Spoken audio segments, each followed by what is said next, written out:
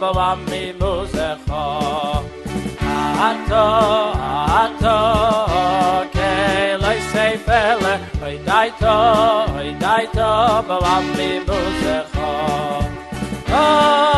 Alto Bizreya Mecho B'nei Yakev Yosef Shelo Alto Bizreya Mecho B'nei Yakev Yosef Shelo Alto Bizreya Mecho B'nei Yakev Yosef Shelo Alto Bizreya Mecho B'nei Yakev Yosef Shelo Ato Kelei seifele Daito Bawami muzecho Ato Kelei seifele Daito Bawami muzecho Alto Bizreya Mecho B'nei Yakev Yosef Shelo Alto Bizreya Mecho B'nei Yakev Yosef Shelo Alto Bizreya Mecho B'nei Yakev Yosef Shelo Alto Bizreya Mecho B'nei Yakev Yosef Shelo Shuva Hashem ad Motzei v'yinachem al avodecho Zabeinu v'beiker chazdecho Neranenu v'nishmecho b'chol yameinu Shuva Hashem ad Motzei v'yinachem al avodecho Zabeinu v'beiker chazdecho Neranenu v'nishmecho b'chol yameinu Neranenu v'nishmecho b'chol yameinu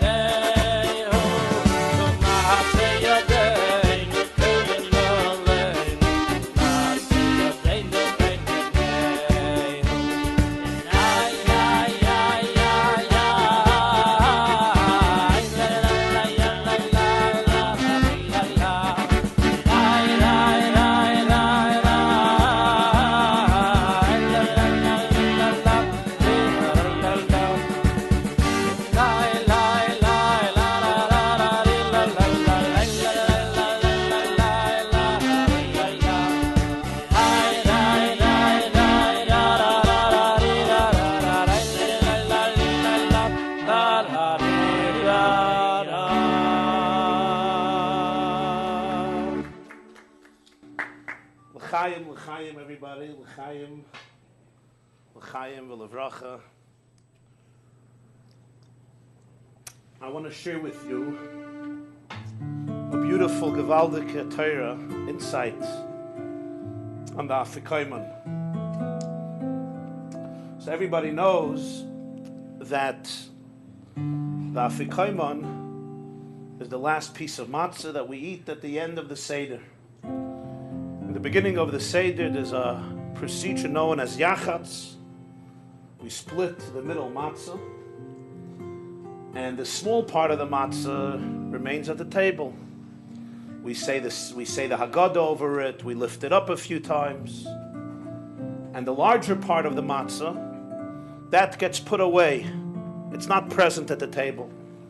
Many have the custom to steal it, of course, and then to blackmail the parents, who at the end of the Seder are so exhausted that at this point they're ready to give anything to their children but to get the Afikoman and get it over with. But whatever the custom is, towards the end of the Seder we find the Afikoman, that larger piece of the matzah, we bring it back and we eat it. And that's the last piece of food at the Passover, at the Pesach Seder. But there's a much deeper insight and symbolism here I want to share with you. The Jewish people are symbolized by the matzah. The matzah, known as the lechem oini, the bread of poverty, which the Jews ate because they were rushing to leave Egypt. They didn't have time to let the dough rise. As they left, is really the story of the Jewish people who never usually had too much time to let their dough rise when they already had to take their wandering stick and leave from one place to another place. The matzah is the story of the Jewish people, and Pesach, the Haggadah, telling the story, is not just the story of Exodus, but it's the narrative of all of Jewish history. And yet, sadly, at some point in our history, at some point in our Seder, the matzah was split. The Jewish family was divided. The Jewish people were fragmented. And only a small part of the matzah remained at the table. The larger part of the matzah left the Seder table. We can even identify the point in history. It was a few hundred years ago. The walls of the ghetto came crumbling down. The late 1700s, enlightenment and emancipation brought a new spirit to Europe. And the majority of the Jewish people, first in Western Europe, in Eastern Europe, and other parts of the world, left the Seder table. Voltaire replaced Moses. Rousseau replaced Rashi. They went to find their future and destiny in many other isms, philosophies, cultures, ideas that were extremely exciting, or seemed very exciting, and only a small piece of matzah remained at the table, continuing to tell a story of old, continuing the traditions, the rituals, the study, the commandments, the education, the lifestyle. Those who left the Seder table looked at the little matzah, the Seder, and said, "You have made the wrong choice. The Seder is just repetitive. We do the same thing every year. Everybody falls asleep at some point. It's monotonous. It's boring. We're just waiting to eat the egg and get it over with." And the larger part of the matzah, the majority of the Jewish people, went to explore new ideologies and ideals that captured the imagination of millions of Jewish youth. Whether it was socialism, communism, secular Zionism, and so many other ideologies that in many ways were alien to the tradition they grew up with. Until today, it seems like the matzah is split.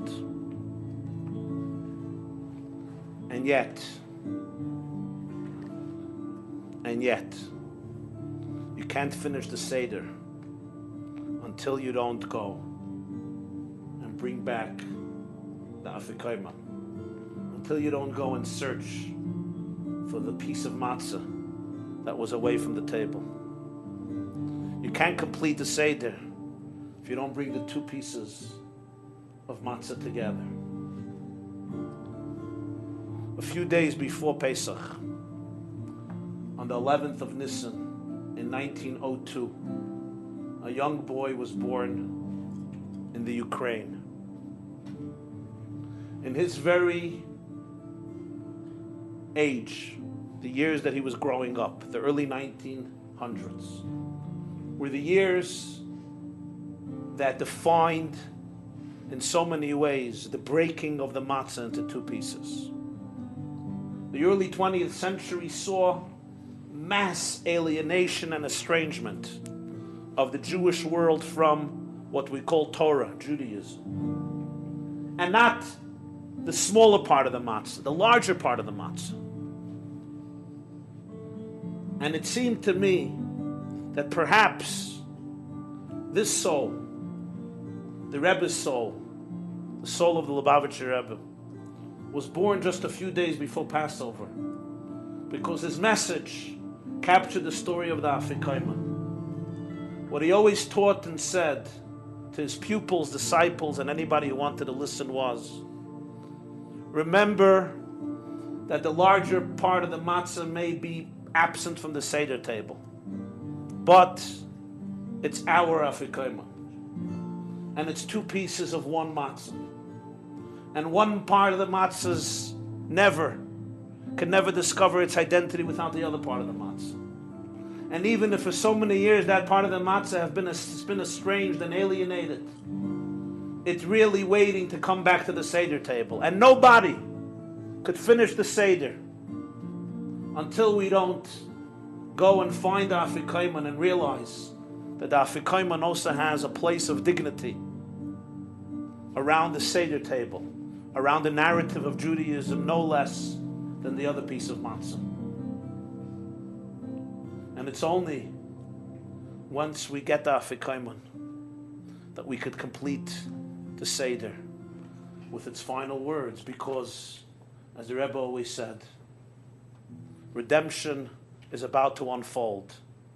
So when we bring back the Afikoiman, we could then all say together, L'shana haba b'Yerushalayim, next year in Jerusalem. L'chaim.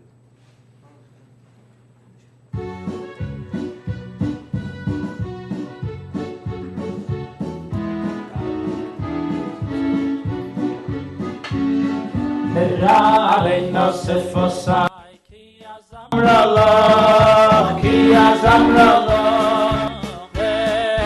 Nafshi Asher Padiso Rabbi Nosef Osai Ki Azamralo Ki Azamralo Nafshi Asher Padiso La la la la la la la la la la la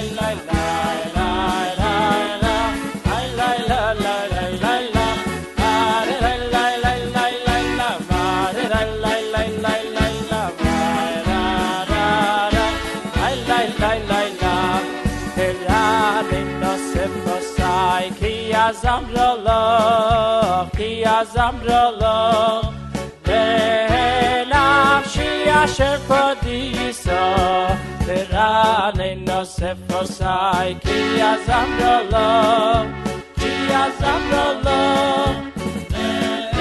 Nafshi asher padiso Ay de ay ay ay ay ay ay ay de ay ay ay ay ay ay ay ay ay ay ay ay ay ay ay la ah de ay ay ay ay ay la de ay ay ay ay la ay la la la yifrach beyom tzadik perek shalom madriyareya Yifrach beyom tzadik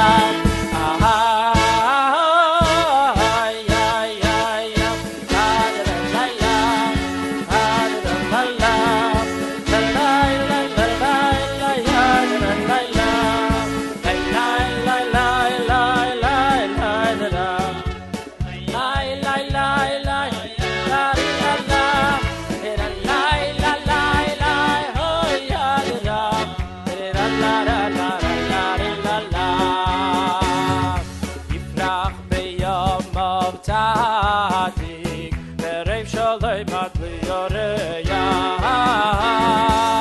Rabbi Yom of tzadik berev shalei madli yoreya Be'yeit miyom ahadiyom umino radach sheyoret lefono v'vichleyutzi Be'eva v'kor yelachecho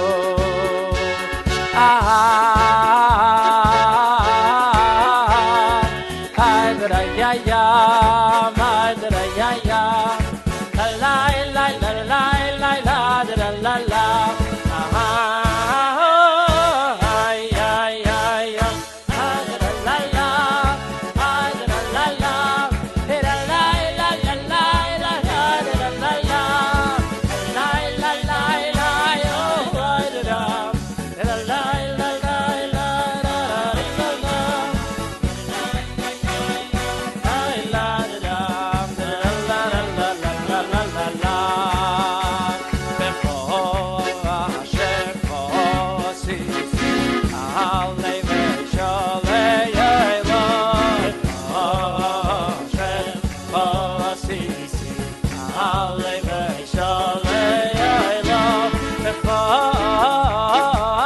Chasi yisi,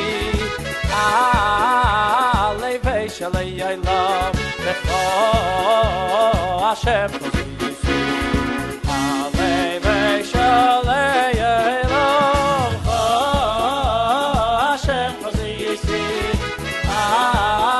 Alevei shalei aylam, Becho Hashem chasi yisi, Alevei shalei aylam.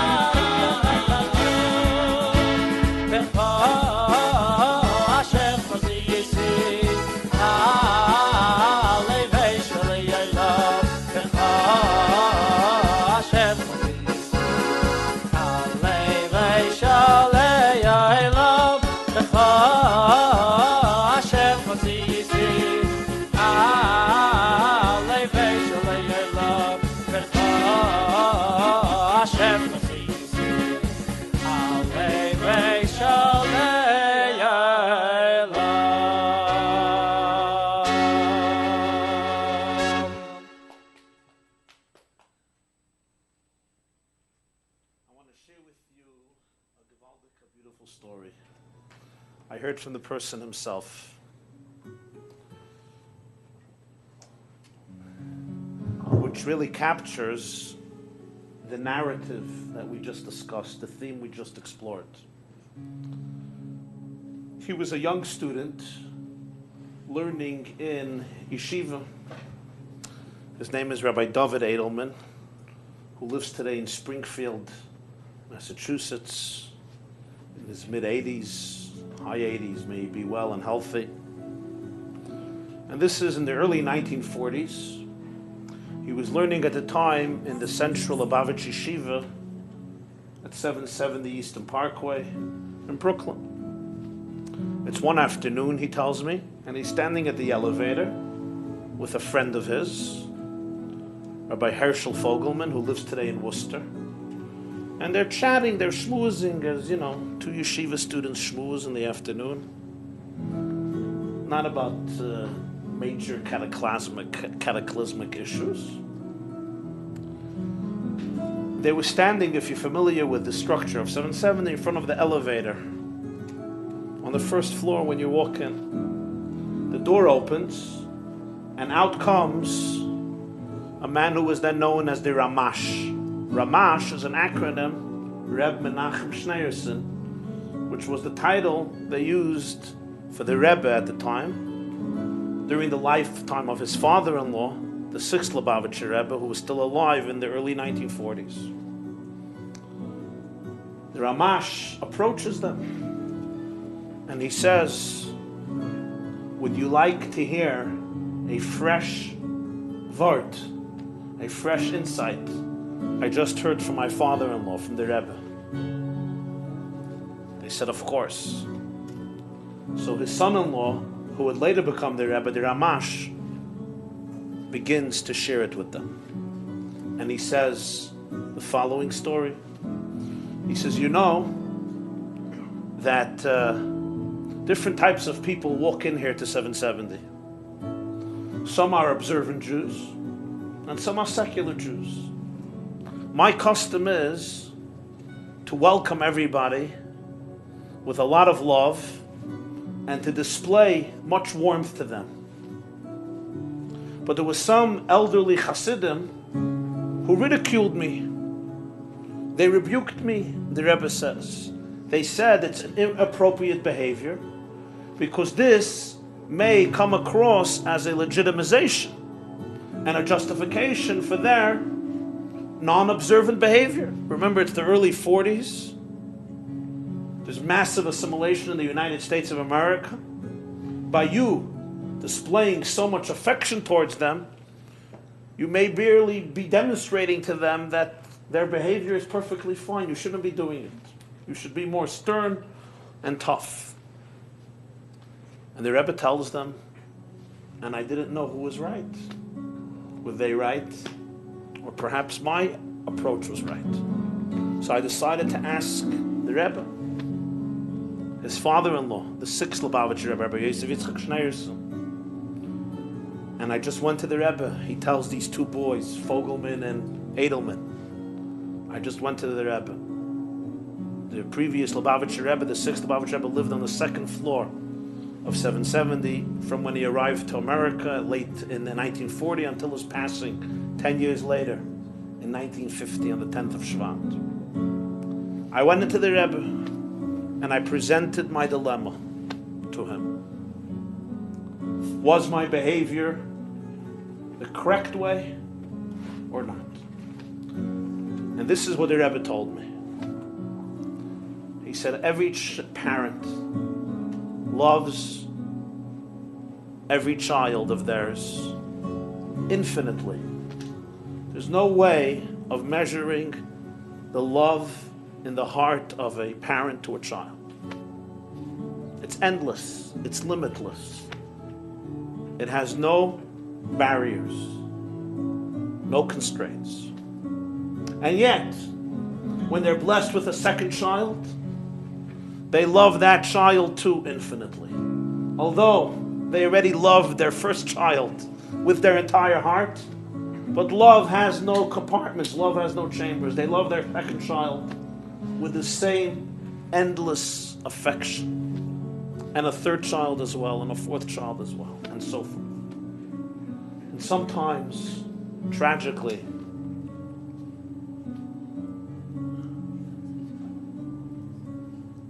a disabled child is born. A child whose body is imperfect. A child who may have a very serious defect. Right. Disability, challenge. Born or later point in life. Perhaps a child, the Rebbe said, missing a limb, missing an organ, missing an arm, missing a leg, missing another part of the body.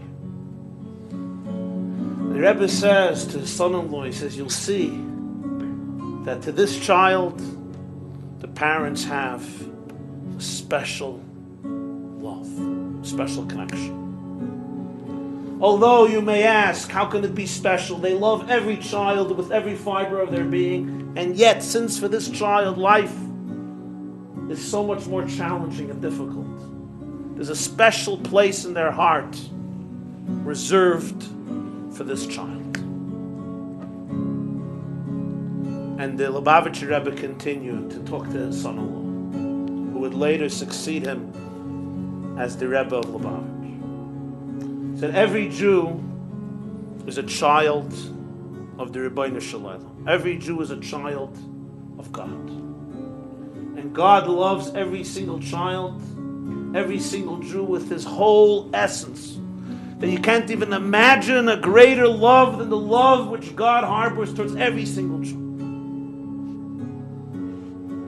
But then there's sometimes a Jew who's missing a spiritual limb, a spiritual organ. Because every mitzvah of the 630 mitzvahs corresponds to the 248 limbs and 365 sinews in the human body. And every mitzvah represents a certain light and energy that the soul needs in order to be itself, in order to have all of its compartments. And sometimes not by his or her fault necessarily. A Jew may be somewhat blemished. And every person is blemished in their own way. Every person has their flaws. Sometimes there's this blemish, another person has another blemish. And the Rebbe said that a Jew doesn't put on tefillin. So spiritually, he's missing an arm. Jew doesn't give tzedakah, doesn't give charity. So there's something missing in the hand.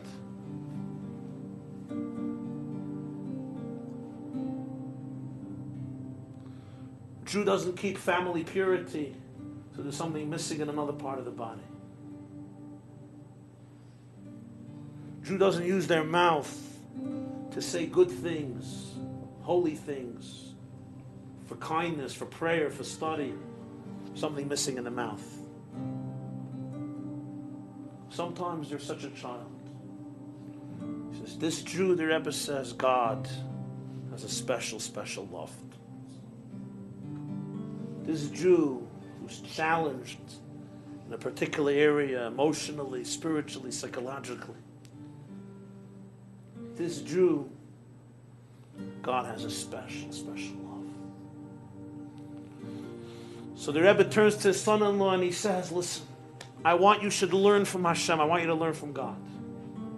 I want you to love every single Jew with every fiber of your being.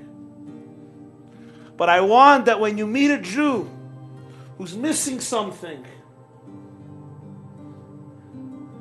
in his or her soul, this Jew, you should mamish love with even more love. This the Rebbe shared with these two students at the elevator. Rabbi Edelman shared it with me. And I thought to myself, it's fascinating. At that point, the Lubavitcher Rebbe wasn't a child. He was in his 30s. He was in his 40s.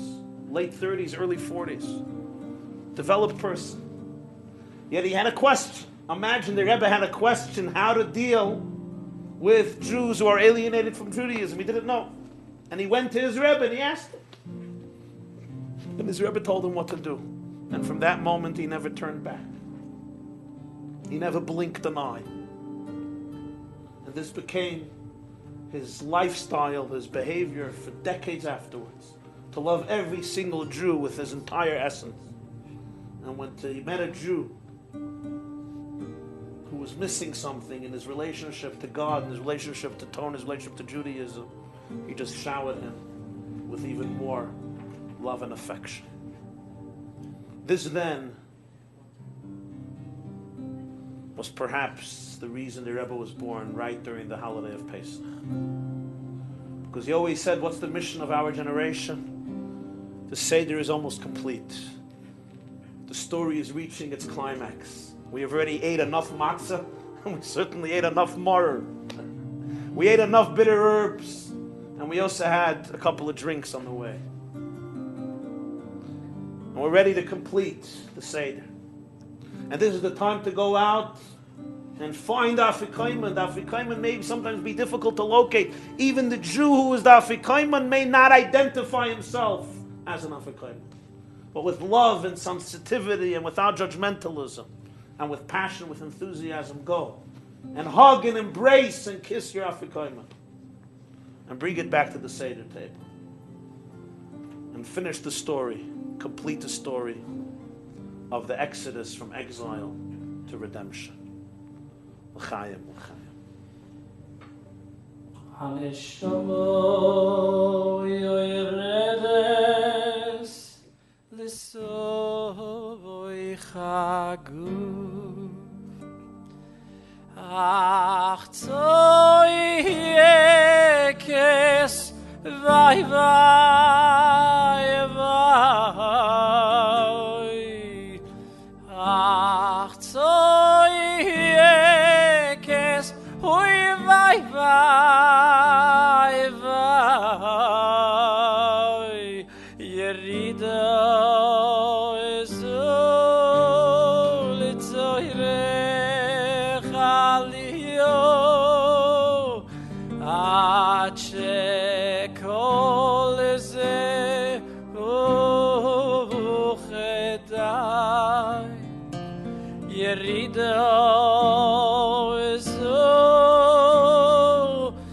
לצוירך עליהו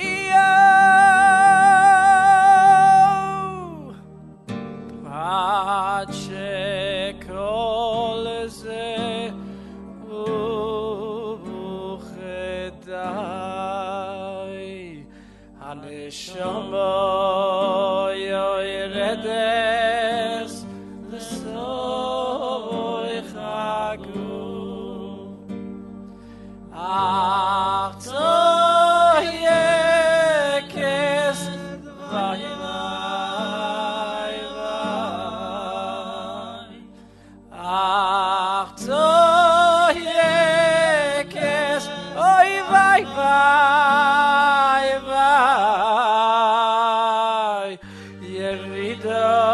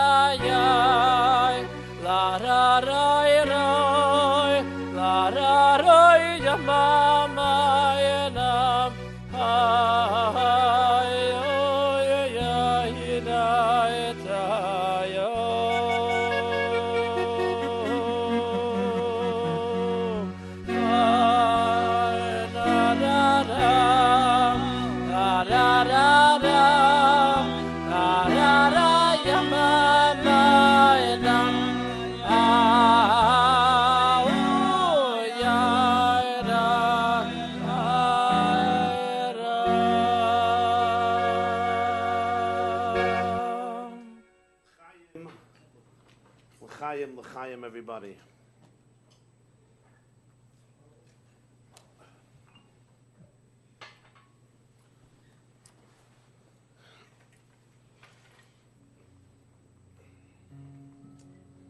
In the world of the Rebbe,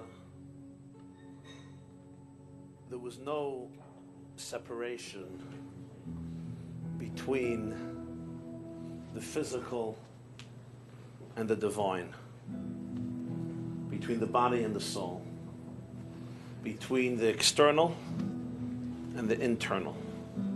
Everything had meaning. Everything had purpose. Every person, every moment, every experience had dignity. In 1951, there was a Jew who owned the dry cleaners. How exciting is that? Dry cleaners. He had to make a living, and he owned the dry cleaners. And he wrote a letter to the Rebbe. I think he gave some contribution, or he asked a blessing for him and his wife. He visited the Rebbe. This is 1951, shortly after the Rebbe assumed the leadership of Chabad. A little while later, the Lubavitcher Rebbe writes him a long letter. His name was Jacob Jacob Perel. And he acknowledges their meeting, and he repeats his blessing again to him, Yaakov and his wife, for a long life and a meaningful life. And then dedicates 3 pages to discuss the meaning of dry cleaning. And he says the Baal Shem Tov taught that everything in life is meaningful, everything in life is a lesson, certainly something you do every day, something you're occupied with every day. What is dry cleaning? You buy a new garment. It's smooth, it's clean, there's no crease, no stain, of course. It fits you beautifully, it looks fresh, novel. But sooner or later, you wear it for a while, it gets creased. A crease here, a crease there, it gets a little old. And sooner or later, it gets a stain. a big stain, a small stain. So what do? You throw it out? You don't throw it out to the garbage. You bring it to the dry cleaners. The first thing they take it, and they know that with the proper work, we could return it to you as good as new. First thing, it's put into a machine. It's washed with hot liquids, hot water. And then other chemicals, soap and other chemicals are put in to remove the grime, to remove the dirt. But after that, still not enough. After that, you need the iron and you got to press it. And the pressure of the iron on it, pressing it back and forth, smooths it out. And they give it back to you as new. So the Rebbe writes to Yaakov, he says, this is the story of life. He says, every day when you walk into your store, you're coming in contact with the story of life. Every person has a soul. Every person is a soul that's fresh, it's beautiful, that's extraordinary. It's holistic, it's harmonious, it's clean, it's pure, it's sacred. But it gets creased. And sometimes it gets dirty. And sometimes it gets old. Even a person who's not doing anything majorly wrong, but the soul gets creased. It's not the same as it was before it came into contact with all of the pressures and the disillusionment and the lies and the deception and the difficulties of this world. Certainly when a person sometimes behaves in an inappropriate or immoral way, transgresses the will of God and violates the design of the soul, so the soul actually gets a stain. God forbid to think that this is it. No, you have to take the soul and bring it into dry cleaners. So the first thing you need is you need warmth. The machine they use in the dry cleaners has warm liquid. You need warmth. You need passion. You need warmkeit, warmth. And he says, and you need warm water. What does water represent? Water represents avara medavanen, a warm prayer. Shifchi, the verse says, Shifchi chamayim libech, noichach pnei Hashem, pour out your heart like water before the face of God.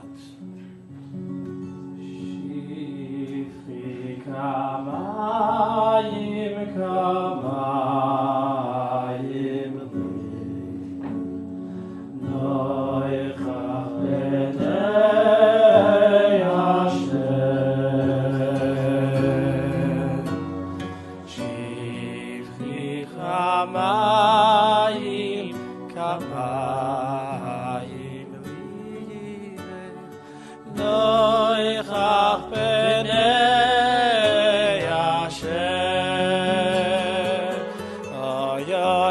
shivchi kamayim libei, noichach b'nei Hashem, shivchi kamayim, kamayim libei, noichach b'nei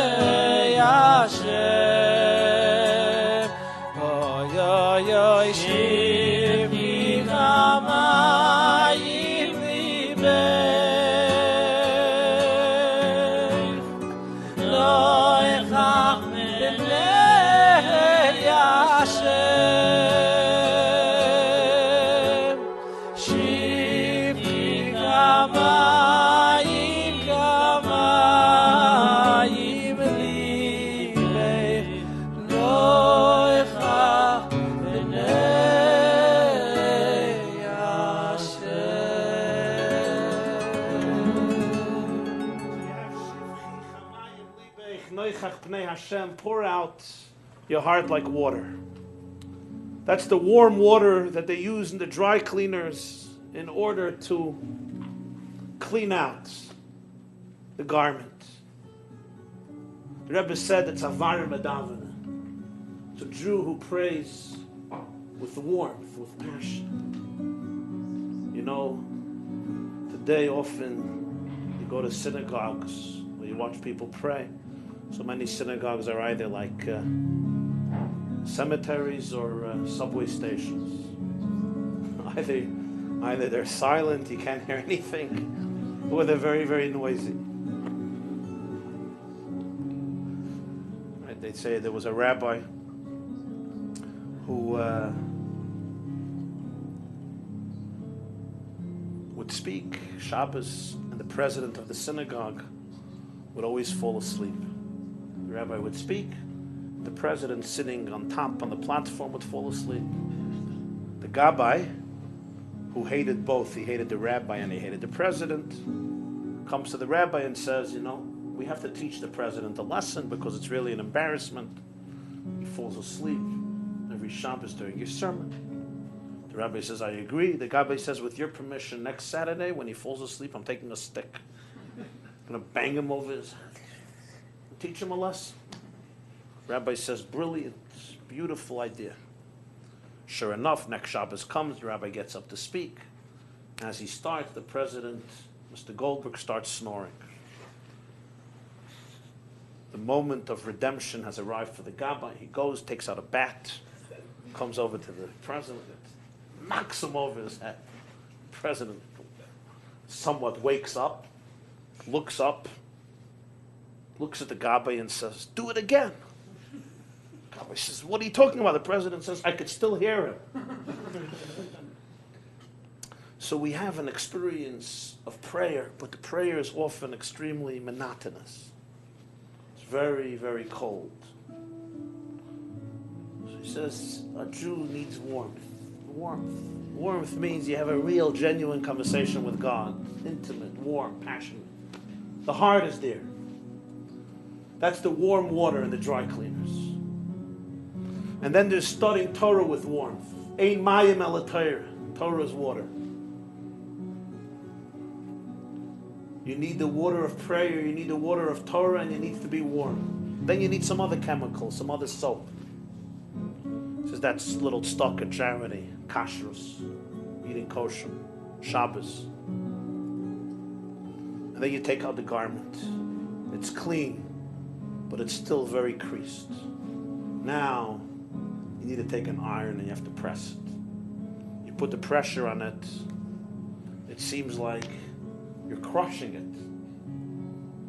Why are you squeezing it? Why crush it? Let it be free. But really, by putting the pressure on it, you're allowing it to be smooth, fresh, to fit the person perfectly, for the garment to be what it's supposed to be. He says, now you take out the soul of the machine, of the washing machine, where you put in the hot water, you put in the chemicals. Now you have to place on it the iron, and that's the oil Torah. It's the yoke of terror. What's called oil malchus shamayim, the yoke of the kingdom of heaven. At the surface, it seems like a yoke that crushes a person, that holds the person down, that keeps the person restricted, enslaved. Why is there something on me? I want to be free. But there's two types of yokes in life. There's a yoke that represses you and crushes you. And then there's a yoke when you're committed to something that's true to your deepest self. That actually smoothens out the soul. With every press, the soul is, machaya. Jew who lives with the oil Torah, with the yoke of Torah, the soul is, it's pressed out. It gets what it needs to get. It can be true to itself. It gets the chemicals, the ingredients. It needs to breathe. It needs to be. Because a soul needs transcendence. A soul needs meaning. That's what a soul is. You know, sometimes we come together. People come together. They want to have a good time. So what does it mean to have a good time? So you have the right company, like here. Right? You have some wine. You have some drinks. You have some sushi. Whatever it is. People talk. What did you buy? What did you sell? Where you going? Where you coming from? Where do you live? What type of business? Who you meeting? Who did you meet? Who did you break up with? Whatever it is. We won't get too personal. That's right. So it works. Sometimes the dynamics works. Nobody's awkward. It works, right? But people go home and they're tired. They're exhausted. They drained. They were drained. They had to be present and they were drained. People sometimes forget that as Jews, if there's no meaning in an encounter, so there's a starvation. There's something empty. A soul needs meaning. A soul needs depth. Just giving it physical satisfaction, as great as it is, and everybody should have that, it needs meaning. It needs truth. It needs transcendence. It needs godliness. It needs the yoke of terror. And then you can feel exhilarated. Because you got the nutrients. The soul got the nutrients it needs. So the Rebbe writes to Rabbi Yoke of Terror in this letter from the 17th of Sivan, 1951, Tafshin Yud Aleph.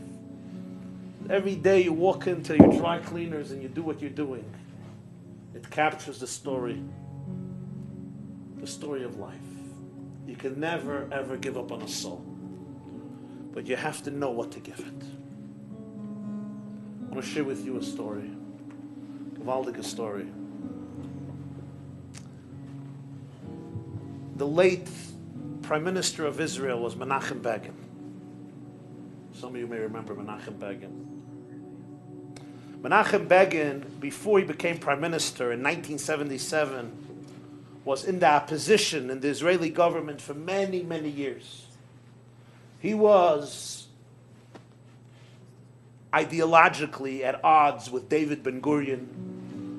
During the establishment of the State of Israel, Menachem Begin was from the Jabotinsky revisionist groups who had a different approach to deal with the conflict between the Jews and the British in the 40s and between the Jews and the Arabs. And his whole life, most of his life, for many years, he was in the opposition, screaming, hollering, fighting, until finally there was a revolution in 77. His party came to power, and Mapai was replaced, and Begin became the prime minister for a few years. But before that, he visited the United States often. And he often came to visit the Lubavitcher Rebbe.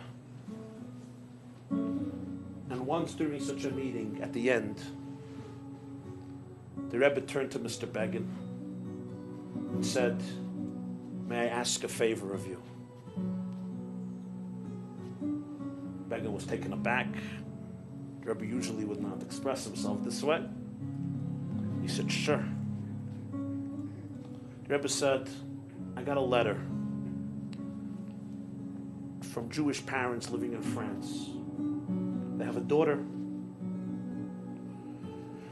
and she met a non-Jewish guy, and she began dating him, and she took a liking to him,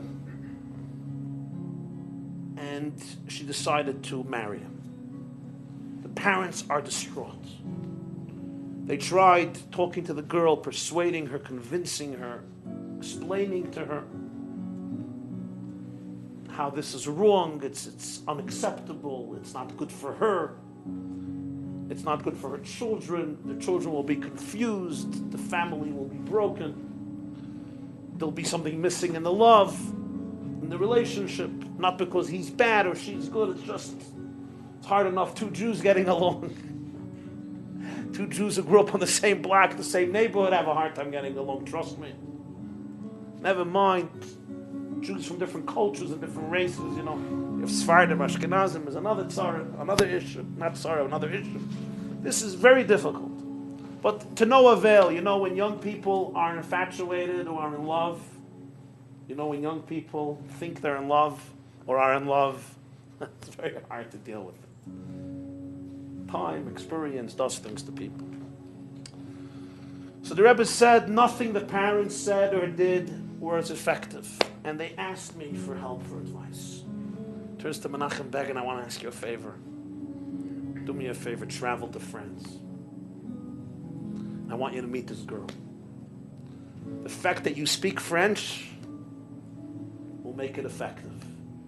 And the fact that this girl will know that Begin himself, the great fighter and warrior for the Jewish people, made a special trip to France just to come speak to her about this.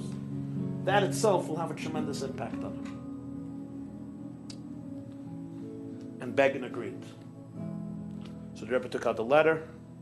He wrote down the address, the house number, the telephone number, all the details, the name. And he gave it to him.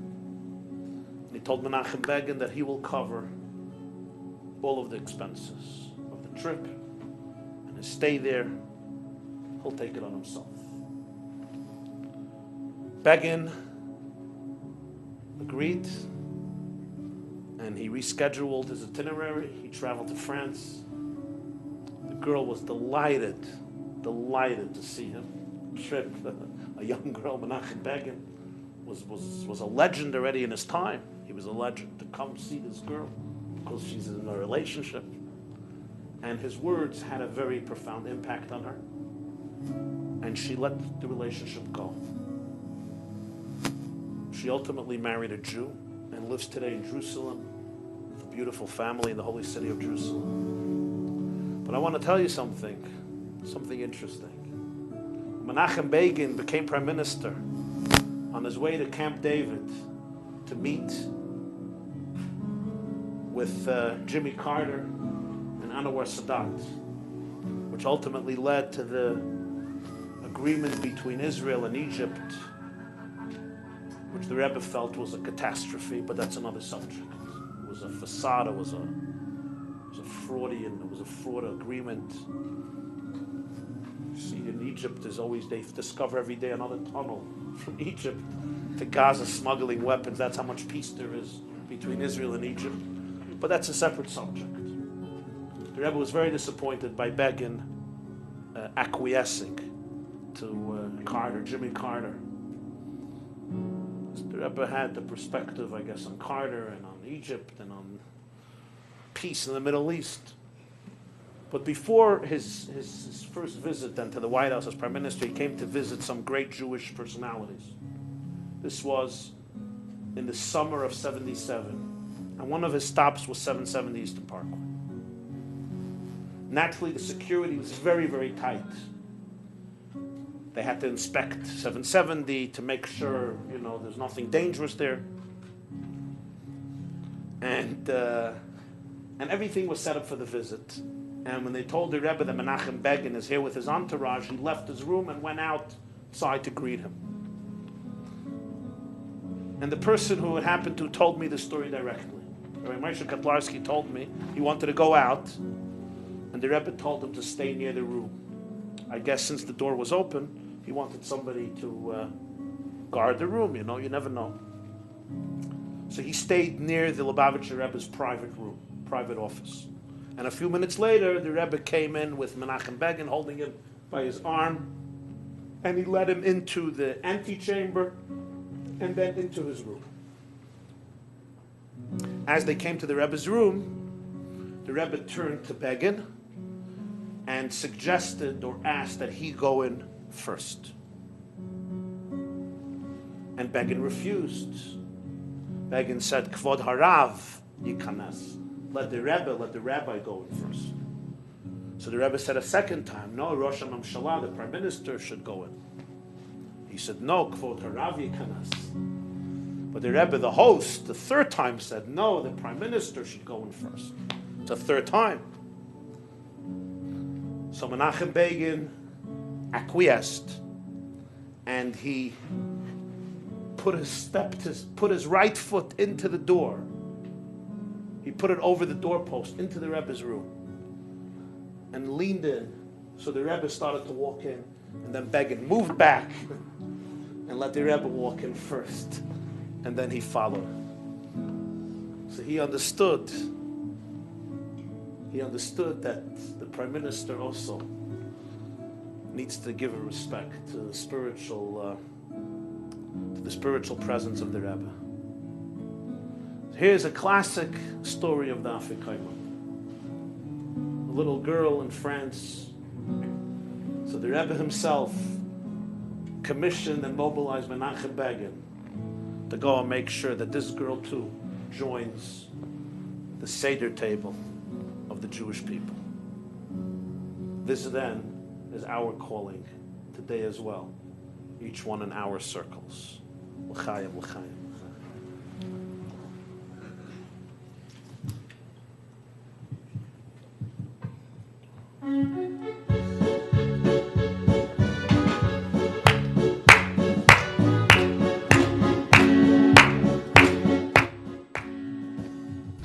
Mitzrayim geyaltonu, mi beis avodim pedisonu. Min Mitzrayim geyaltonu, mi beis avodim pedisonu. Min Mitzrayim, hey min Mitzrayim, hey min Mitzrayim geyaltonu, mi beis avodim pedisonu. Min Mitzrayim, hey min Mitzrayim, hey min Mitzrayim geyaltonu, mi beis avodim pedisonu. Min Mitzrayim, hey min Mitzrayim, min Mitzrayim geyaltonu, mi beis avodim pedisonu. Min Mitzrayim, hey min Mitzrayim, min Mitzrayim geyaltonu, mi beis avodim pedisonu. Min Mitzrayim, min Mitzrayim, min Mitzrayim geyaltonu, mi beis avodim pedisonu. Min Mitzrayim, min Mitzrayim, hey min Mitzrayim geyaltonu, mi beis avodim pedisonu. Min Mitzrayim geyaltonu, mi beis avodim pedisonu. Min Mitzrayim, hey min Mitzrayim, min Mitzrayim geyaltonu, mi beis avodim pedisonu. Min Mitzrayim, min Mitzrayim, min Mitzrayim geyaltonu, mi beis avodim pedisonu. Min Mitzrayim, hey min Mitzrayim, hey min Mitzrayim geyaltonu, mi beis avodim pedisonu. Min Mitzrayim, min Mitzrayim, min Mitzrayim geyaltonu, mi beis avodim pedisonu. Min Mitzrayim, hey min Mitzrayim, hey min Mitzrayim geyaltonu, mi beis avodim pedisonu. Min Mitzrayim, min Mitzrayim, alachas kamo vechamo, toivo kulo kopel toivo leino. Alachas kamo vechamo, toivo kulo kopel toivo leino. She'otziyonu, she'otziyonu min Mitzrayim, she'otziyonu, she'otziyonu min Mitzrayim. Ay, ay, ay, ay, ay, ay. Ay, ay, ay,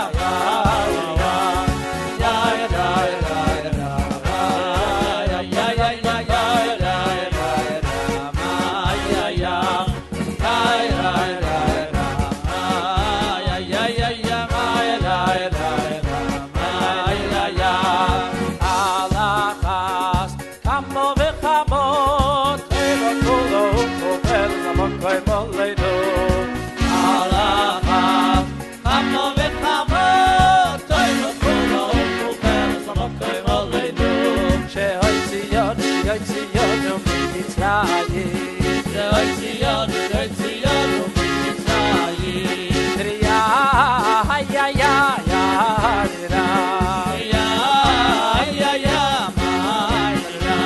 Triya, ay, ay, ay, ay, ay, ay, ay, pereram, bam, ay, ay, ay, ay, ay, ra, ra, ra, ra.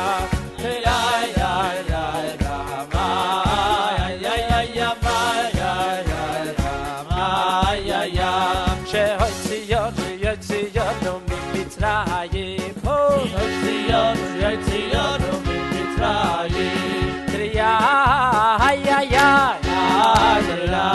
Triya, ay, ay, ay, ra.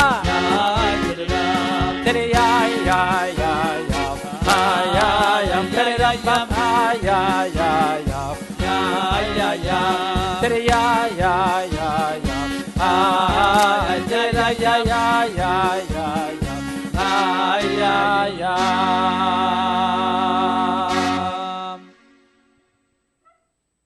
L'chaim, l'chaim, l'vracha.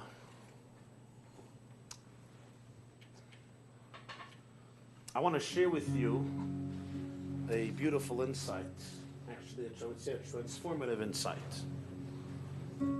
that the Rebbe once shared at his gathering, his Fabrengen, in honor of his birthday, 1983.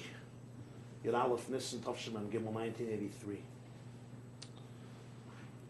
He spoke then about what a birthday represents in human life. And based on some ideas he conveyed then, I share with you the following insights.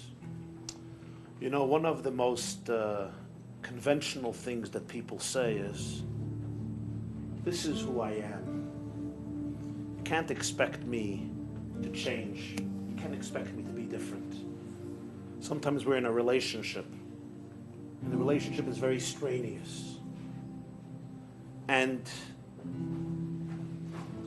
when you're asked to challenge yourself, you say, this is who I am. Accept me or don't accept me. We sometimes define ourselves in a particular way. I am this type of person. You are this type of person. And we live in that mold, in that fixed mold. And we may sometimes peek out of the mold, but generally we remain attached to the mold we have created for ourselves. And we really don't want to graduate from it. Some people say, you know, I'm the lazy type. I'm just the lazy type. I'm the selfish type. I'm the obnoxious type. I'm the narcissistic type. I'm the meticulous type. I'm the tense type. I'm the relaxed type. I'm the careless type. Whatever it is in your life. I'm the cynic. I'm the scoffer. The Rebbe said, here is where you have to remember about a birthday.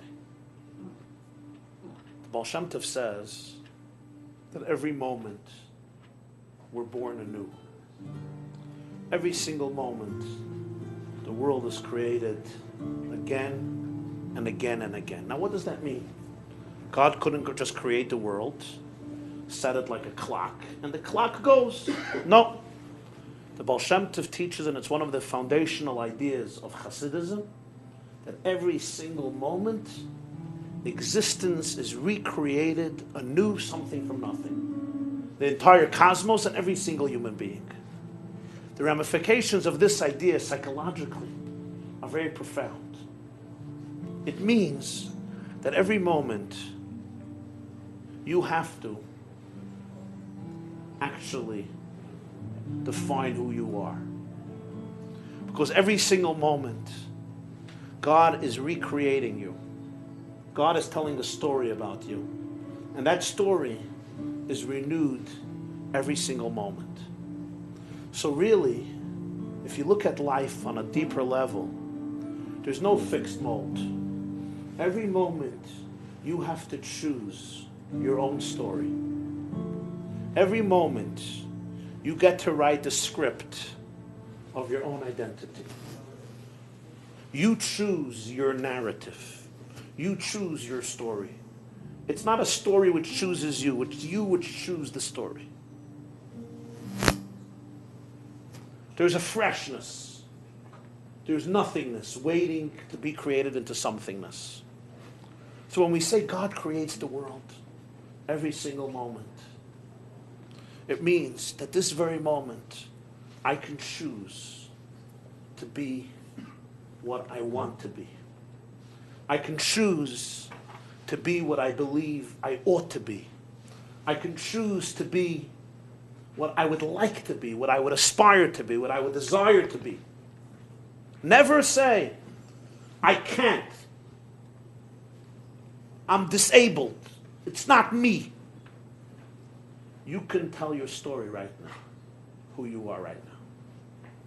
Although a moment ago your story was very different, But every moment we have an opportunity to retell our story, to define our own narrative.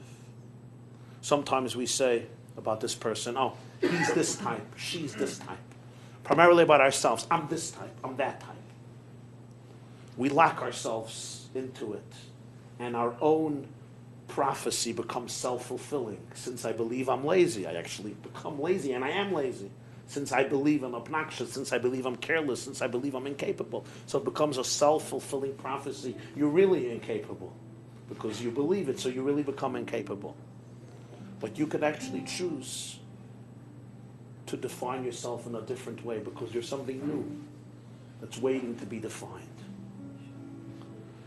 So here's the story. I heard the story from a teacher of mine, Rabbi Saul Friedman, who told me that he heard it from a man who knew the person himself.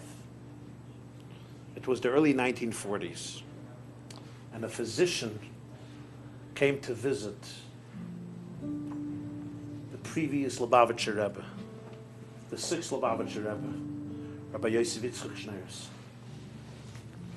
Now the Rebbe was very ill. In the 1930s, he suffered from MS and later had a heart attack, stroke, was paralyzed. He was very sick. And this doctor came to see him in the early 40s, right when he came to America, or around that time. Now the previous Lubavitcher Rebbe, the sixth Lubavitcher Rebbe, was a big smoker. Now, of course, the 20s and 30s and the 40s, everybody smoked. But the Rebbe was a big smoker. He smoked many cigarettes a day. In fact, there's many pictures of the sixth Lubavitcher Rebbe, right? You see him with a cigarette. He smoked a lot. Lots and lots of cigarettes a day. So the doctor's sitting in his office, and he's explaining to the Rebbe what they realize that the cigarettes are really not good for him.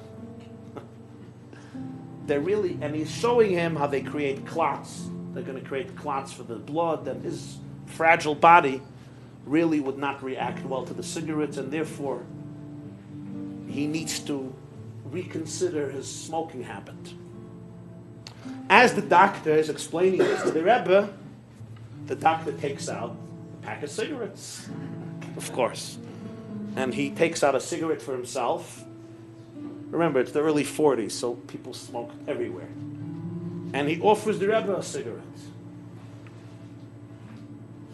So the Rebbe says, why are you offering me a cigarette?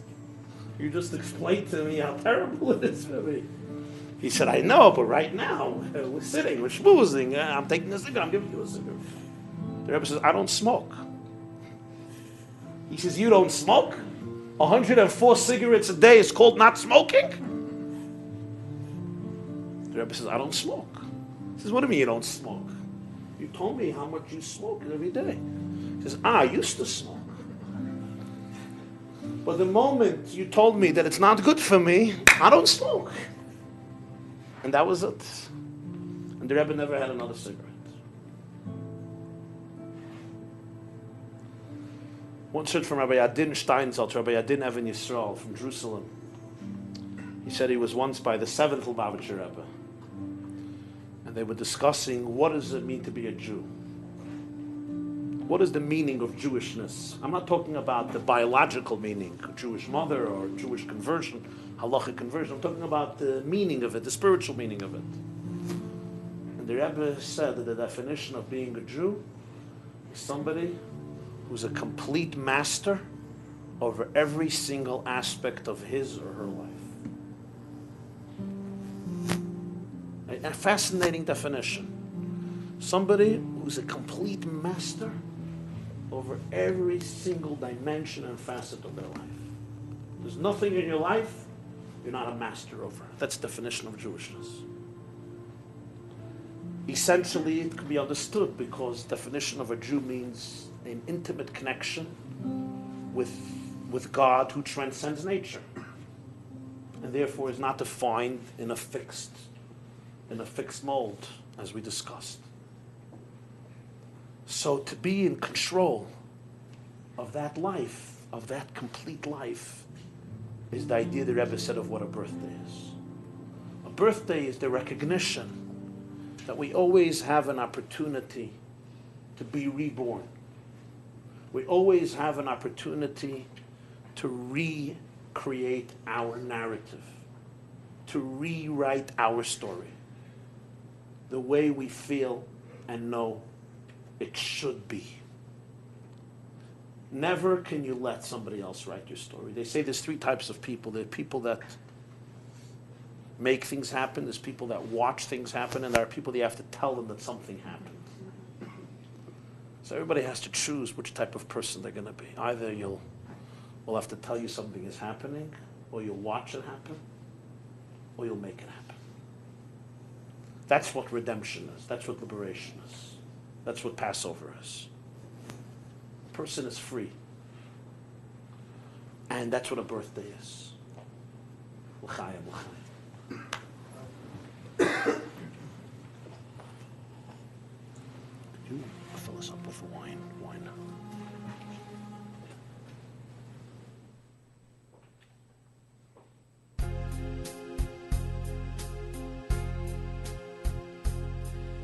Eish yavam do la'avoy seinu melanu shelo yechot bilvo omad aleinu l'chaloy seinu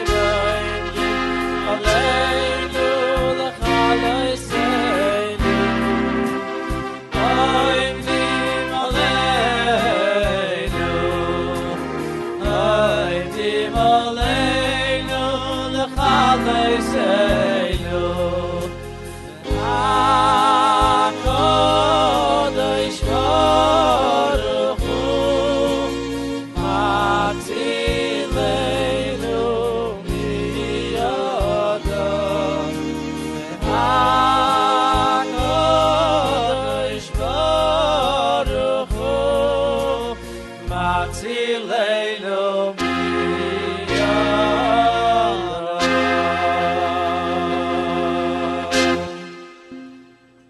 L'chaim, my dear friends, l'chaim, l'chaim b'levracha to everybody.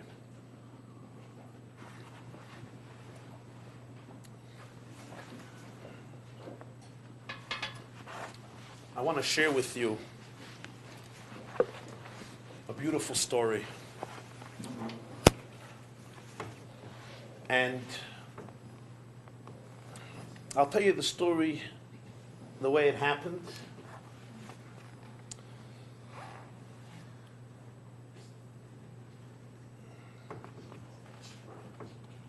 And I heard it a number of years ago.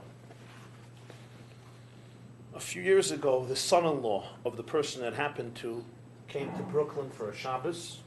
He davened in the Maple Street Shul, on the Shul on Maple Street in the Carnite section of Brooklyn. And he related the story which he heard directly from his father-in-law. His father-in-law was a man named Reb Getzel Beck, who lived in London. And it was one year, a number of years ago, the 11th of Nissan, Yud Aleph Nissan. And a Lubavitcher chassid in the shul in London, they finished davening the Ma'ariv, the evening services, and the Lubavitcher chassid took out a little bit l'chaim, a little schnapps, some cake, some herring, sponge cake, whatever. So the people asked him, "What's this?" He said he wants to have a little farbrengen, a little get-together of inspiration and song to commemorate, in tribute of the birthday of the Lubavitcher Rebbe. In the shul was sitting a Jew who, how do I say it, wasn't a great fan of Chabad and wasn't a great lover of Lubavitch and wasn't a great admirer of the Rebbe. For whatever reason, he came from a certain camp or a certain school. And he said, "What's this celebration?" So the chassid said, "The birthday of the Lubavitcher Rebbe."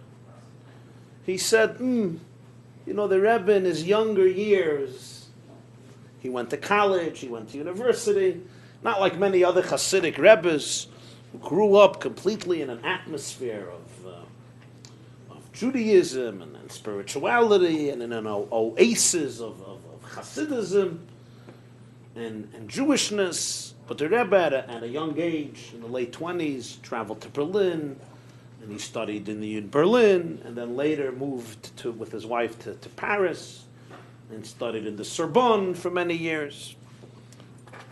So, you know, his younger years were more modern, so I don't know if we should celebrate his birthday from those early years.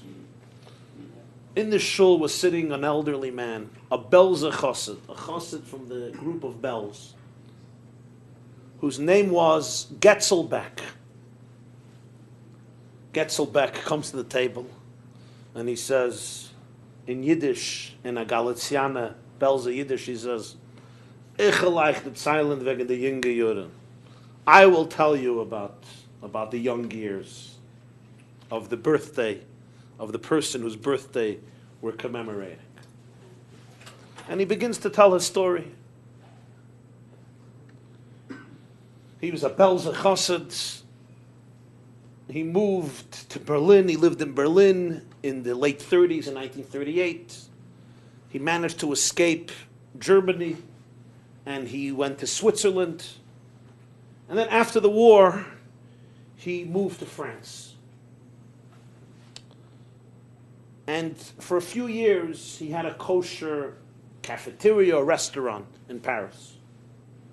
And many observant Jews, including Hasidic Jews, would frequent his cafeteria to eat some kosher food. Now here, Getzel Beck says,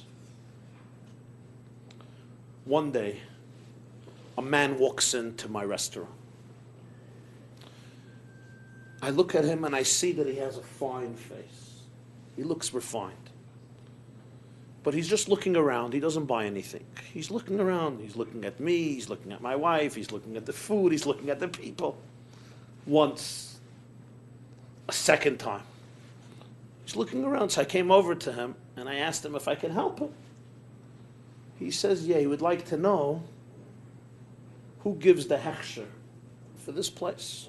Who is the rabbi who gives the certificate of kashrut for this place? So he says, it's my wife and I. We run this, the old style. We run this place. And it's under our supervision. I mean, we're in charge, and we make sure it's completely kosher.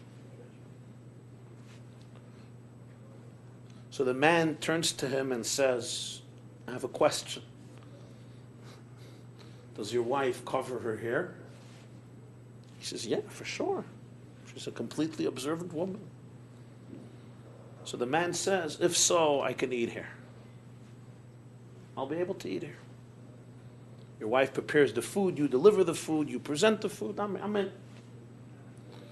Right? It just reminds me, parenthetically, there was once somebody who went into a store and he wanted to buy the food.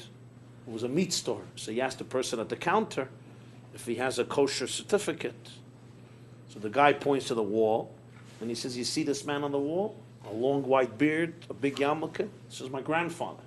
So you're not going to trust this store when that man on the wall is my grandfather? So the Jew turns to him and says, I'll be very honest with you. If that guy on the wall, hanging on the wall, was standing in front of the counter, and you were hanging on the wall, then I wouldn't have a problem. But since it's the other way around, your grandfather's hanging on the wall, and you're down here, so then I'll have a problem. But in this case, Getzel Beck says, this man said, I'll eat here. And from time to time he would come, and he would eat. I asked him his name. And he never told me his name. He said, it's irrelevant. He told me his first name, he never told me his last name. And whenever I would ask him, he would just push me aside. It's irrelevant. But as I watched him, I was very moved by his demeanor, by his expression, by his conduct, by his mannerisms, by the way he carried himself and the way he behaved. It was so subtle and so fine and so edel and so respectable and so filled with internal, genuine human dignity. To the way he would eat, the way he would finish eating and take out a little prayer book to say the blessing, the grace after the meal. One day, I see he walks in with two elderly Hasidim who are sitting on one side. He's sitting against them, and he's talking to them, and they're eating up every word of his, which made me realize that he is a prominent person.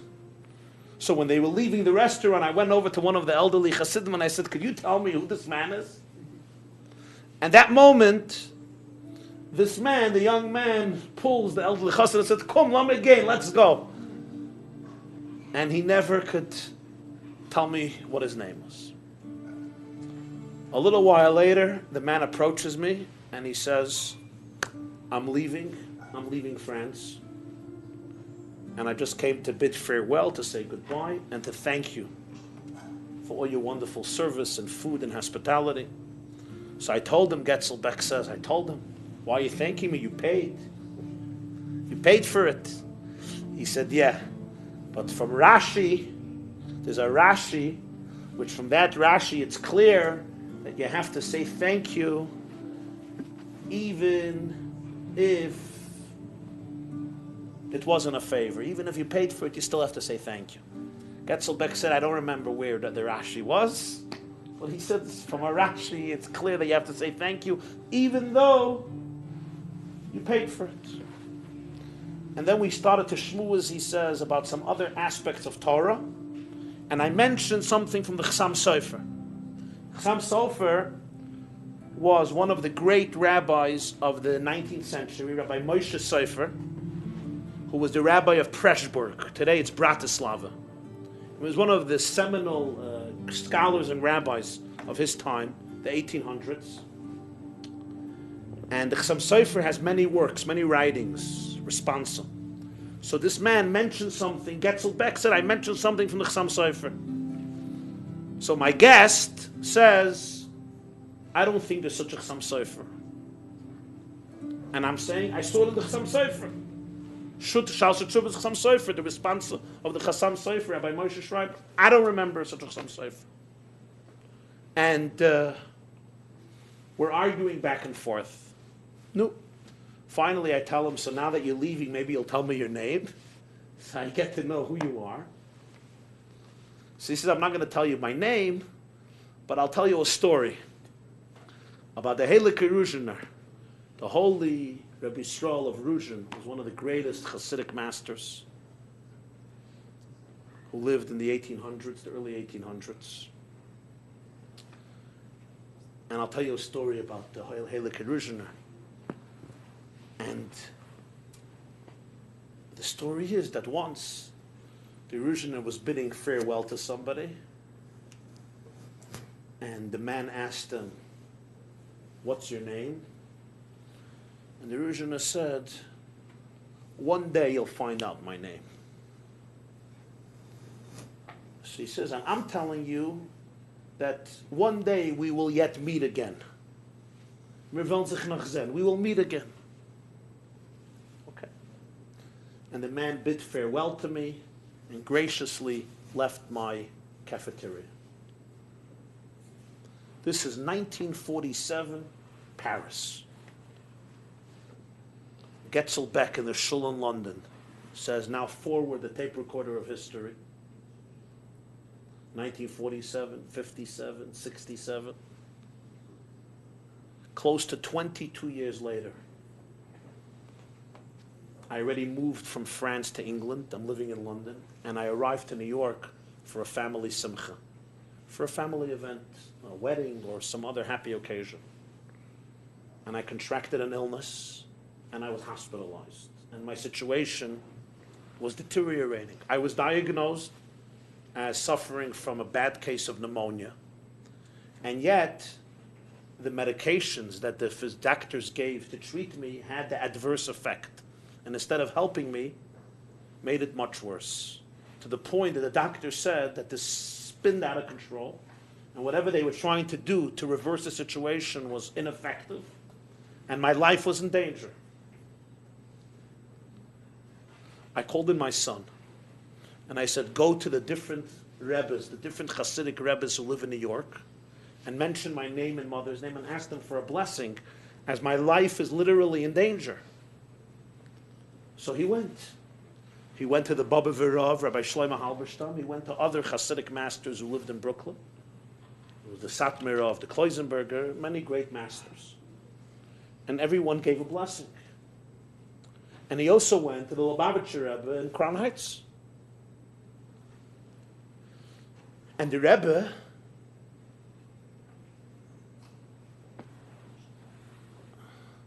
told his son to tell his father, don't worry about it. You'll be all right. And we will meet. We will yet meet. It was strange. The son gave the message to his father, who's lying deadly ill in the hospital. A little while later, a professor, a famous professor, a medical professor, shows up in the hospital room. And he gives his patient a new medication, which he says he thinks will stabilize the situation. And he's going to come back the next day or 2 days to check up on him.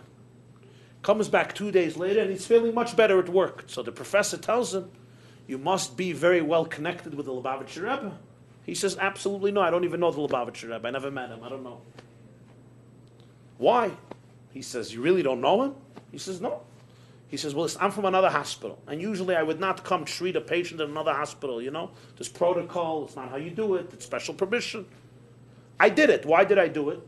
Because the secretariat of the Lubavitcher Rebbe phoned me in the name of the Rebbe and said, there's this and this patient, his name is Getzel Beck, he's in this and this hospital, he's suffering from this and this case, they gave him this medication and it had adverse effects. And the Rebbe suggested a medication that may turn it around and save his life, and he asked me to please go visit this patient and help him out with this and give him this medication. I thought you were a relative of his or you were very close to him. He said, no, it's surprising. Well, anyway, the man became better, and a few weeks later, he went out of danger, and he was healed, and he left the hospital. So this first visit was to the Crown Heights section of Brooklyn. And Getzel Beck continues the story in London. And he says, I come to 770 Eastern Parkway. I walk in to the room of the Rebbe. I open the door. I take a look at him. I look at his face. And right there I see the face that I so frequently saw back in Paris in my cafeteria. And the Rebbe looks at me, and with a big smile he says, "Wie man hat abgerät, am wird sich sehen." As we discussed and finalized back then that we will see each other. Und benegeya de Chasam Sofer, and as far as the Chasam Sofer, and here he took the conversation where they left it off 22 years earlier and continued it as though they had it 5 minutes ago. He said, in the first 4 prints, editions of the Chasam Sofer, this does not exist. And that's why I said there's no Chasam Sofer. But I saw that in the 5th edition, there's a footnote that was added, and there it does say what you quoted in the name of Chasam Sofer. So I apologize, but the Chasam Sofers I studied were from one of the first 4 editions, and it did not have that footnote. And Getzel Beck turns to the people sitting in London, and this is in the 80s. He's an old man, and he says, so these are the young years. Das sind in die junge Jahre, and these are the young years of the Rebbe. Because in 1947, the Lubavitcher Rebbe's mother, her name was Chana, Rebbetzin Chana, left the Soviet Union, illegally, but she made it out, and she came to France. And her son, her oldest son, made a special trip from New York to Paris to welcome his mother. She came before Pesach, Purim time of 47, and he stayed there for a few months, and then he came back with her to New York, and she lived near him, a few blocks away from him in New York, until her passing in 1964. So it was during that time that he frequented or he visited the cafeteria of this Jew, Getzel Beck. And so, here we see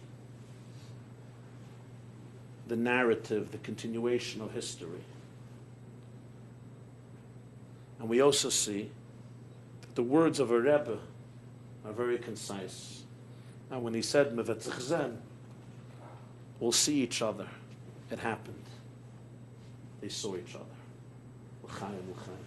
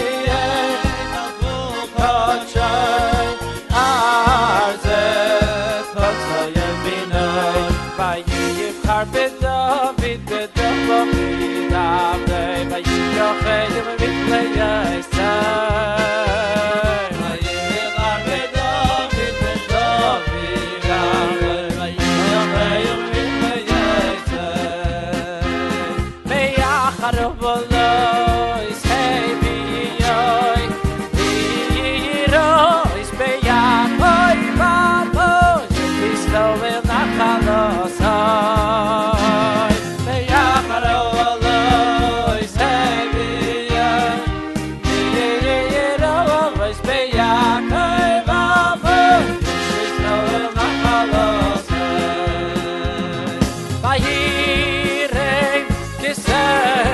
boy. Oh, peaceful noise, cap of Yadhem. Vayirem kesem levovoy. Peaceful noise, cap of Yadhem. Vayirem kesem levovoy. Oh, peaceful noise, cap of Yadhem. Vayirem kesem levovoy. Oh, peaceful noise, cap of Yadhem. Meyacharavoy say viyoy viyiravoy speyakoy vamoy yuvisloy nachalosoy Meyacharavoy say viyoy viyiravoy speyakoy vamoy yuvisloy nachalosoy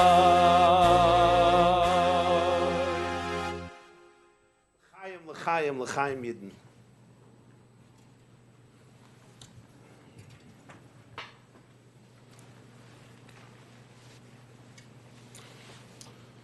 I want to share with you a beautiful story that my friend Dr. Edwin Suskin, Rabbi Yisrael Suskin from Muncie, researched and shared with me. It was after the war in 1945 in Chernovitz, in the Ukraine, and many survivors, refugees, and immigrants were there, and the Jews managed to get special permission from the Soviet government to get a certain amount of quantity of wheat to be able to grind into flour and knead into dough and bake matzah for Pesach. Not a lot, but a significant amount. And the one in charge of the efforts was the well-known Skulene Rebbe. Rebbe Eliezer Zusser, Portugal, he was a great man, a holy man. The Skulene, the Rebbe of the Hasidic dynasty of Skulen. And he announced that everyone will get one matzah for Passover, one matzah shmura for Passover, and if you're leading a public seder, then you'll get 3 matzahs. And so the distribution of matzahs began, and the son of the Vizhnitzer Rebbe, another great Hasidic master, arrived at the home of the Skulene Rebbe. The Skulene Rebbe gives him 3 matzahs for his father's public seder. And the son tells us, the Skulene Rebbe, he says, you know, my father, the Vizhnitzer Rebbe, asked if he can get another 3 matzahs. So the Skulene says, I'd love to give him, but it's really unfair. There's a very short amount of matzahs and not a big supply. And if I give him the 3 matzahs, the extra 3 matzahs, somebody else won't get matzah. But the son was persistent, and he just repeated himself again. My father, the Vizhnitzer Rebbe, asked that you give another 3 matzahs to him. And the Skulene Rebbe again says, I'd love to, but I really can't. It's unfair. At this point, he was like a broken CD, or then I guess they would say a broken record player in those good old days. And he said that my father, the Vizhnitzer Rebbe, wants another 3 matzahs. And finally, the Skulene Rebbe was mushy and soft, so he took the 3 matzahs a little begrudgingly, and he gave it to the son. Here, give your father. Give to your father. Okay. A few weeks pass, and Passover is coming. It's now Erev Pesach, the day before Pesach. It's actually a few hours before the Seder. There's a knock on the door of the Skulene Rebbe. He opens the door. Guess who? It's the son of the Vizhnitzer Rebbe. He turns to him and he says, tell me, my father, the Vizhnitzer Rebbe, wants to know if you have any matzahs left for Pesach. He says, if I have anything left, what, you want even more matzahs? I gave you already 6 matzahs, and it happens to be there's nothing left. No, my father wants to know if you have any matzahs for your own Seder. He says, no, I don't have anything left. He says, why not? He says, I left 3 matzahs for myself, but then a Jew came this morning knocking on the door, and he said, Rebbe, please, I need matzahs. So I gave him away my last matzahs. I don't have any matzahs for myself. So the son of the Vizhnitzer Rebbe took out 3 matzahs.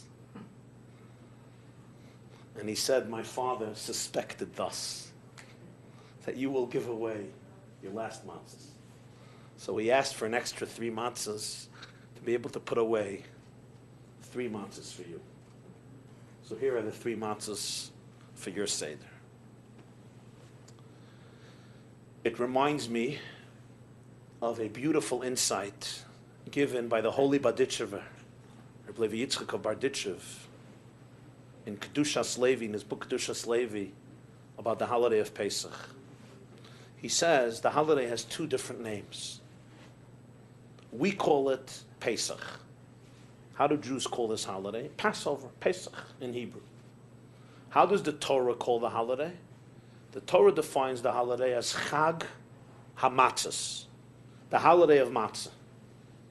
So the Barditchever says, why is it that the Torah calls it the holiday of matzah, and the Jews call it the holiday of Passover, of Pesach? And he says, this shows and demonstrates a real great relationship. He says, what's a real great relationship? The husband always talks about how great his wife is. And the wife always talks about how great her husband is, like your marriages. The wife always talks about, my husband is nothing like him. And the husband says, my wife, my wife, there's nothing like her. So he says, this is what happens with God and the Jews. When God wants to talk about Pesach, he talks about the Jews. When the Jews talk about Pesach, they talk about God. So when God wants to talk about the holiday, he calls it Chag HaMatzos. He says, look at my Jews. I told them to leave the land. I told them to run, and they ran. They didn't have time to let the dough rise. They didn't have time to let the dough inflate. They immediately baked it because they knew God said, we're leaving. Where are we going to? We don't know. We're going to a desert. We're going to be as nomads without any shelter, without any home, without any food. But God said, go, get out of this place, and we left. They left. So God calls it Chag HaMatzos, the holiday of matzah. Look at what type of Jews I have. When the Jews want to talk about the holiday, they talk about God. They say, look at God, Pesach. He jumped over, he leaped over the homes of the Jewish people. He made a segregation, a line in the sand between the Egyptians who oppressed the Jews and the Jews who were oppressed. So then when the oldest sons died, it skipped over the homes of the Jews who were rescued, who were saved on that fateful night. So he calls it Chag HaMatzos, and we call it Passover. He describes what we did, and we describe what he did. That's a real relationship in which you can really put yourself on the side and think about another person. This is what's called living with true dignity. Like in the story of the Vishnitz and the Skalena. You know, he took an extra 3 matzahs. The Skalena thought it was selfish, it was wrong, but he was really thinking about the other person, about what the other person needed. To be able to live that life is so much richer. It's so much more dignified because it really gives you the gift of having a relationship. Today, so many people live in solitary confinement. Even when we're in freedom, we live alone. Even if we have lots of friends and we have a very successful social life, but essentially we're alone. So the 2 names of Pesach in the Barditchever's imagination show this type of relationship. The Rebbe once shared a beautiful insight. You know, one of the greatest luminaries in Jewish history was a man named Rabbeinu Gershom Ma'ir HaGoyla. He lived in the 900s in Germany. Rabbeinu Gershom, the light of the exile. Why is he called the light of the exile? Well, he was a great leader, a great halachic authority. He played a pivotal role during his age. But why is he called the light of the exile? Why? Rashi is not called the light of the exile. The Rambam, Maimonides, is not called the light of the exile. He's called the light, Ma'or HaGoyla, the luminary of Golus. Why he? So they say because he instituted 2 very important decrees in the Jewish community, among the Ashkenazic Jews, the German and French Jews. Number one, you can't marry more than one wife. Biblically, polygamy was not prohibited, although never advisable, but not prohibited. Adam had one wife, Eve. Abraham didn't want a second one. He wanted Sarah. Isaac had one wife. Jacob wanted one. He was deceived, so he ended up with more. But the path was one, but it was not forbidden to have more than one, which is beyond the scope of tonight's discussion. Why, what, when, where, but that's the fact. Rabbeinu Gershom in the 900s, 948 to be exact, 948, he made a decree for 1,000 years, no two wives. In 1948, the 1,000 years were up. That's the year when Israel was established. But it still continues among the Ashkenazim, I think, for everybody's benefit. I think people are having a hard enough time with one wife and one husband. I don't think anybody needs more at the moment. So Rabbeinu Gershom said no polygamy, no two wives. He made one more decree. What was the other decree? The decree was, there's no such a thing as divorcing your wife because you want to divorce her.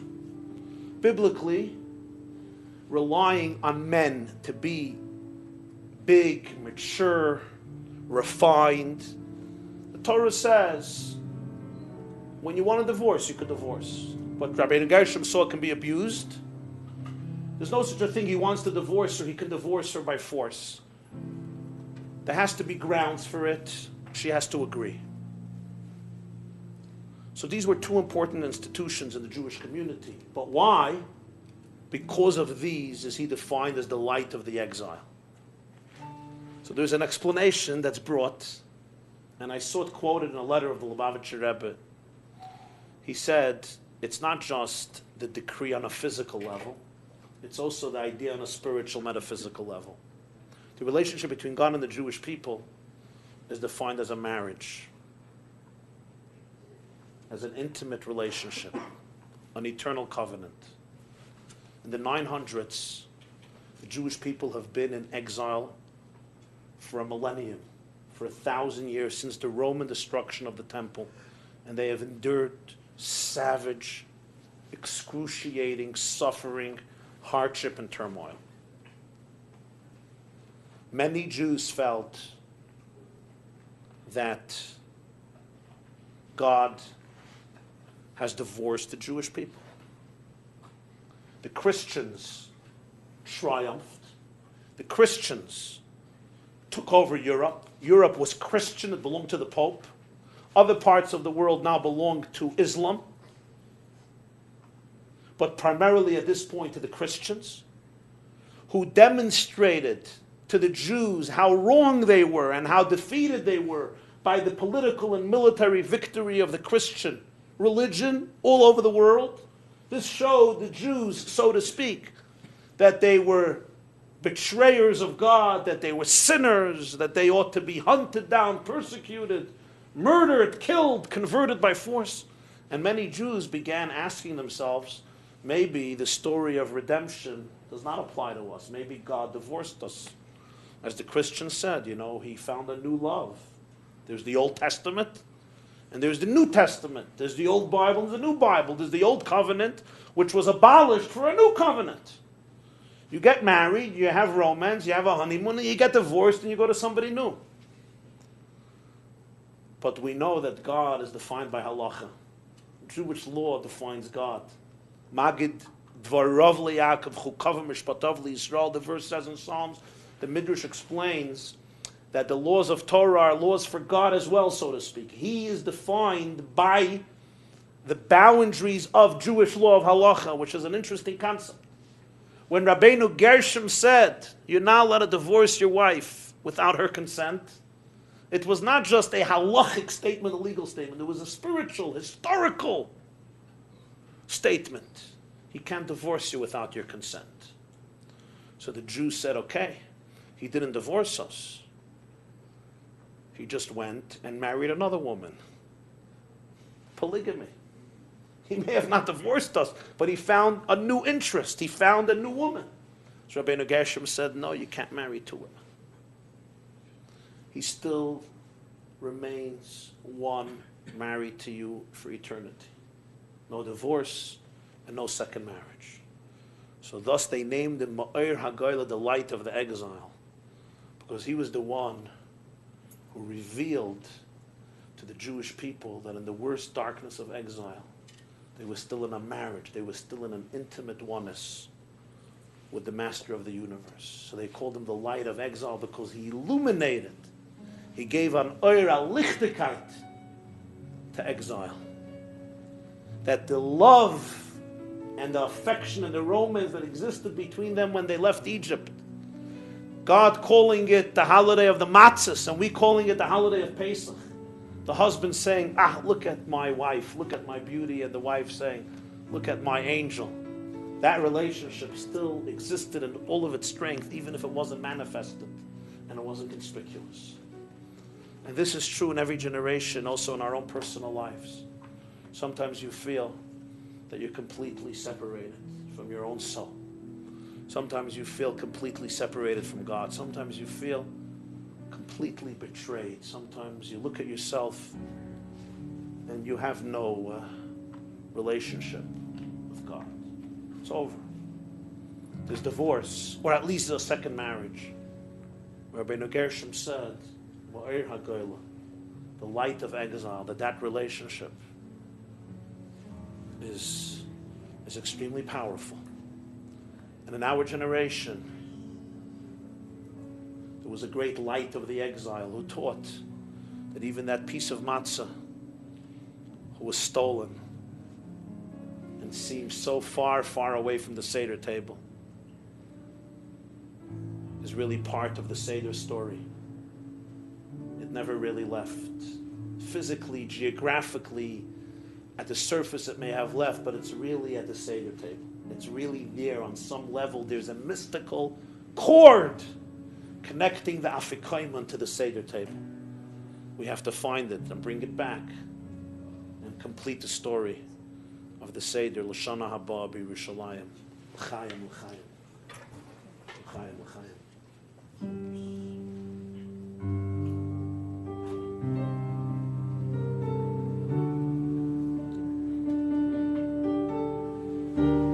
Beautiful niggun.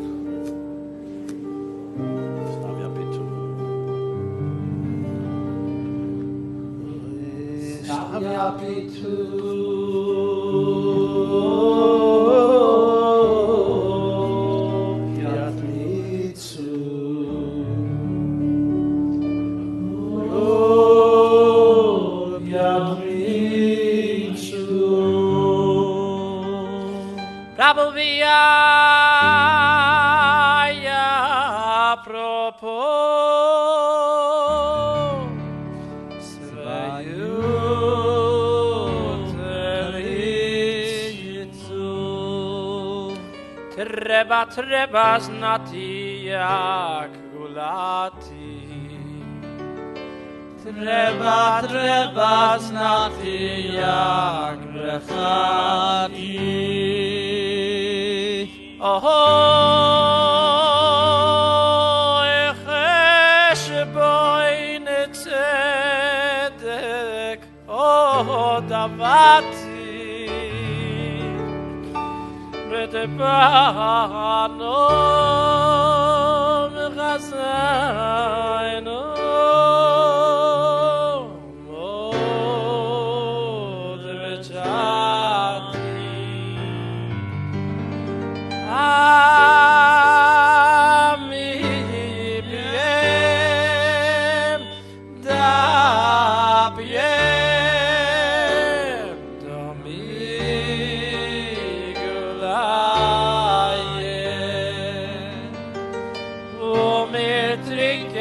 yayin azevim mayim umir zognin alet zusammen b'chayim ve'atoti shema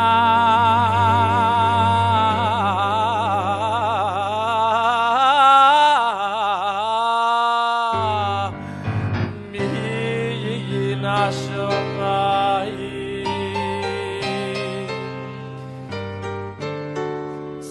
You to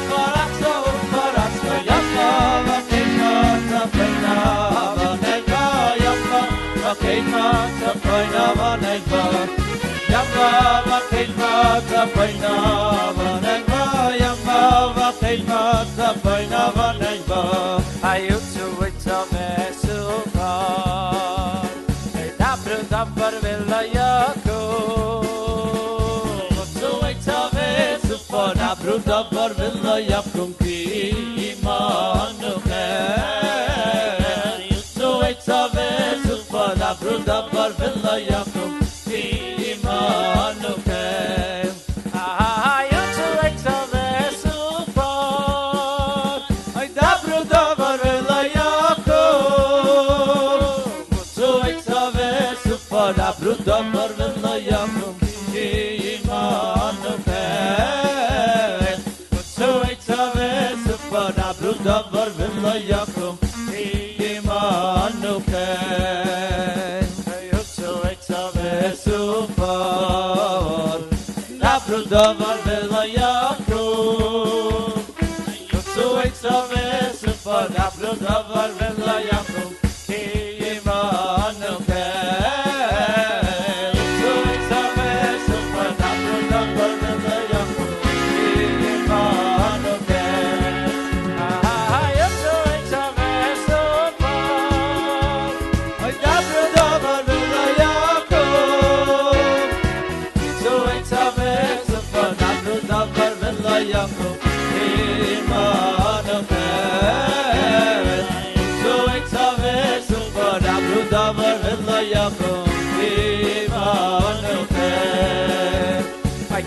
Simcha say you Shalom to balloon Hori Avo Sitlum de Khamina Bechalat Yasadayim Khaufa Ki Simcha say you Shalom to balloon Hori Avo Sitlum de Khamina Bechalat Yasadayim Khaufa Ki Simcha say you Shalom to balloon Hori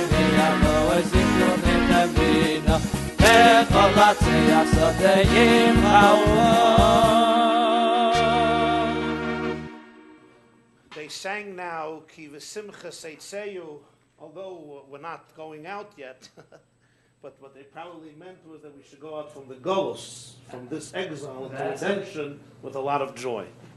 So that can happen right now, even before I begin talking. May it happen, Taka. Ki v'simcha seitzeyu, from exile to redemption. L'chaim, l'chaim, l'chaim. Amen. I want to share with you, my dear friends, a moving insight. I also want to take this opportunity to wish a complete and speedy recovery to Levi Yitzchak ben Cyril and Mordechai Gershon ben Malya, B'toich Kol Sha'ar Chayli Yisrael. May they have a complete and speedy recovery together with Moshe ben Nechamedina and Shneir Zalman ben Debrusha, B'karav Mamish, speedily in our days, swiftly and completely. L'chaim, l'chaim. Amen. L'chaim. There was a remarkable and very moving insight once heard from the Rebbe, from the Lubavitcher Rebbe, also at an 11th Nissan event from the year I discussed earlier, 1983. You know, at the Seder, every child asks the 4 questions. And in many communities, the child opens the 4 questions with an introduction. Tate, in Yiddish, Tate, ich will bei dir fragen de 4 kashes. Tate, Father, I want to ask you 4 questions. Ma nishtana halayla hazeh, mikol halaylas. Now the Rebbe pointed out that it was the custom of the great Rebbes, of the great spiritual masters of Judaism, that even if their fathers were not present at the Seder table, furthermore, even if their fathers have already passed away, so their fathers were not doing a Seder anymore in the physical world, still, before they would ask the 4 questions at the Seder table, they would introduce it with the prologue, with the introduction. Tate, Father, I'm going to ask you 4 questions. At the surface, it seems strange. If you're sitting in front of your father, so you turn to your father and you say, Tati, I got a few questions to ask you. That's normal, that's natural. But if your father is not there at the Seder, and if your father is not even in this world, your father passed away. So you're dealing with serious people, mature people. They're addressing their father. Tata, Father, their father is not even there. And yet this was the tradition of many of the great spiritual masters. And it's brought in the works and in the books, and it's the custom in Chabad and in other communities that even people who have been orphaned begin the 4 questions with Tata, Father. I'm going to ask you the 4 questions. The answer to this can be found in a very interesting line that says in the Haggadah, right before the Manishtana. If you open the Haggadah right before the Manishtana, it says, here we fill up a second cup of wine. Moizgin kais sheni. We fill up a second cup of wine. V'kan haben shoyel. And here, the child asks the four questions. The word shoyel in Hebrew has two meanings. Shoyel means asks. Shoyel also means borrows. So you can read it as here the child asks, or here the child borrows. What does a child have to borrow?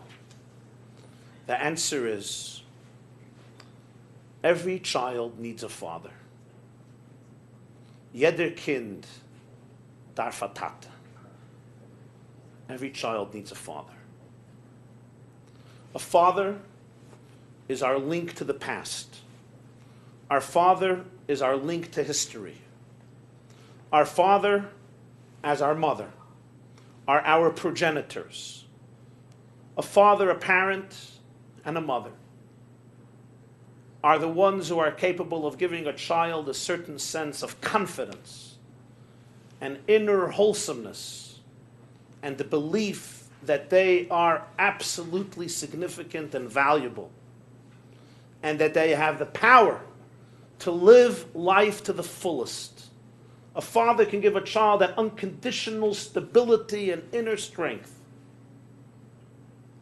that comes only from the parent's special gaze into the eyes of the child. More than words, through what's unsaid, from heart to heart, from soul to soul. And yet, some children grow up without a father. They've been orphaned at a young age from their mother or father, or sometimes both. Or sometimes they have been orphaned at a later stage in life, and they don't have a father any longer. What is sometimes even more tragic, there are children who grew up with parents, biological parents, but they never had emotional parents. Their parents, unintentionally perhaps, never knew how to be there for them. They may have grown up with a physical father, but they never really had a tata, a father.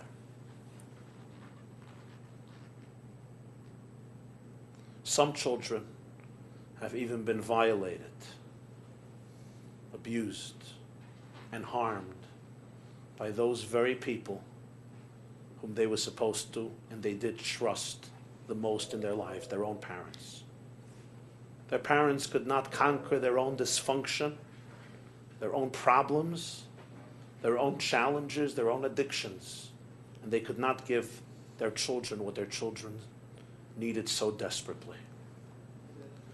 Kan haben shoyel.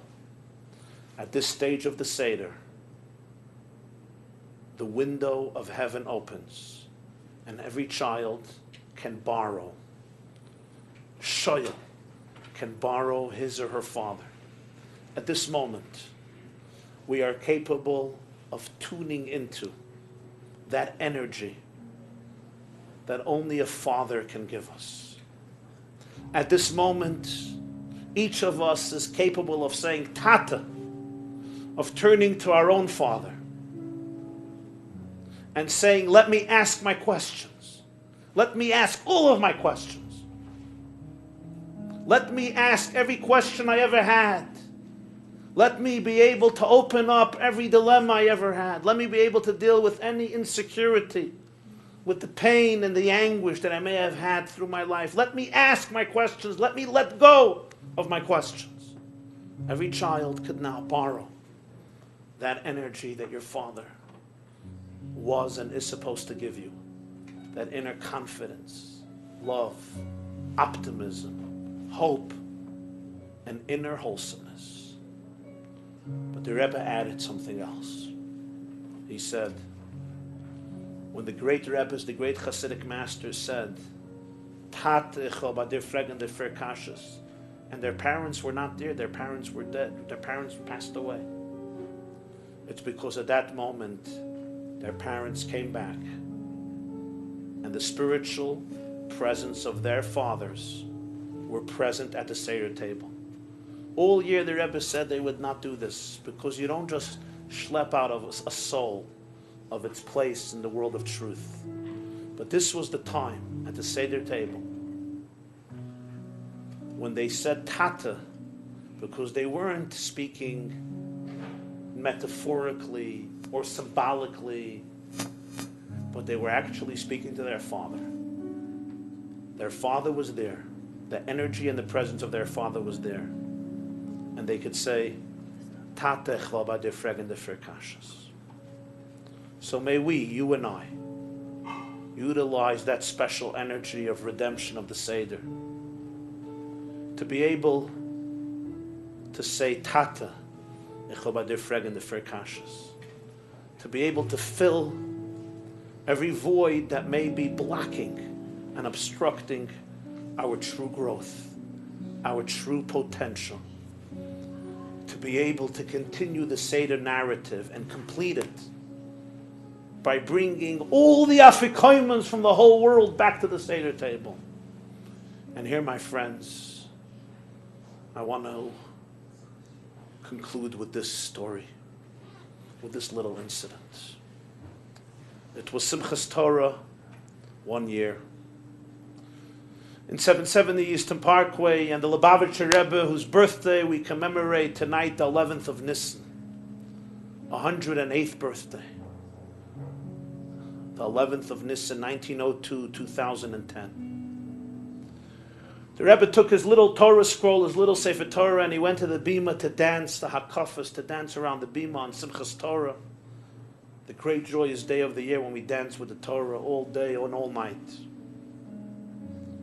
And people would always go over to the Rebbe, kiss his Torah and give him a blessing, or ask for a blessing. My father of blessed memory always told me as a little child, go over, kiss the Rebbe's Torah, and tell him, Der lebt iber ayar, which means you should live to do this next year. I was a little child, I didn't ask questions. Every year I told that to the Rebbe, and the Rebbe would listen so attentively. It was obvious that my little blessing was meaningful to him. And he would always say, Amen gamatam, which means Amen, the same to you. And one year on Simchas Torah, this man came over to him and kissed the Rebbe Sefer Torah. And he said in Yiddish, the Rebbe soll nizgale werden, which means the Rebbe should be revealed, or the Rebbe should reveal himself. And the Rebbe responded, Amen gam atam, which means Amen, you too. Which just surprised the person, because he was blessing the Rebbe to reveal himself or to be revealed, and the Rebbe said, you too. So the Rebbe explained in Yiddish, and he said, Ir hat euch was zum megala sein. You also have some things in you which you have to reveal, which you have to expose. The endless potential and power that exists in every individual defies our imagination.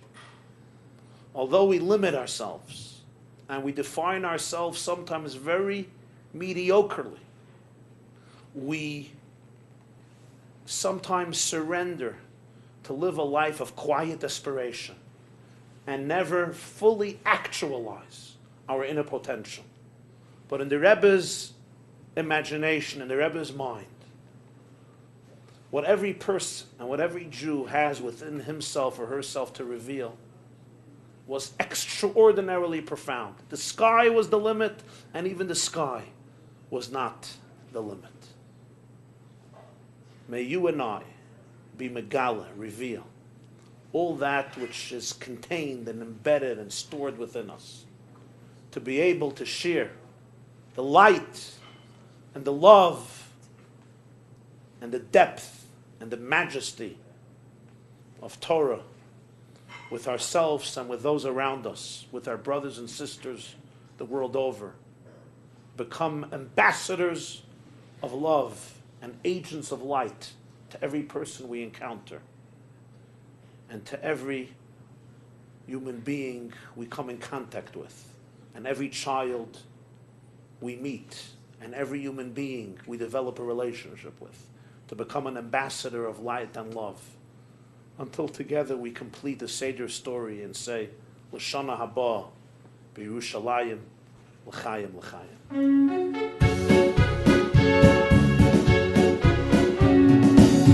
Hey, I'm the Mikolo Ami, After Satu, Verati Sabanu, Verei Mamtanu, Mikala Shaynos, Sekida Shtanu, Mitzvah Secha, Mikeda Tanu, Malkeinu Lavedo Secha, Veshimcha.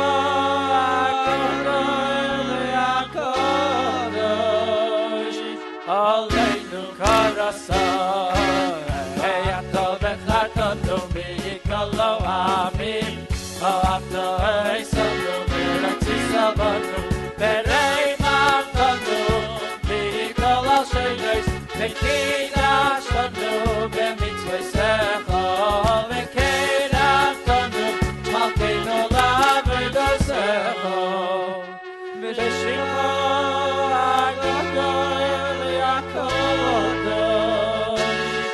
Aleinu karasa, Atanu, Mikolo Ami,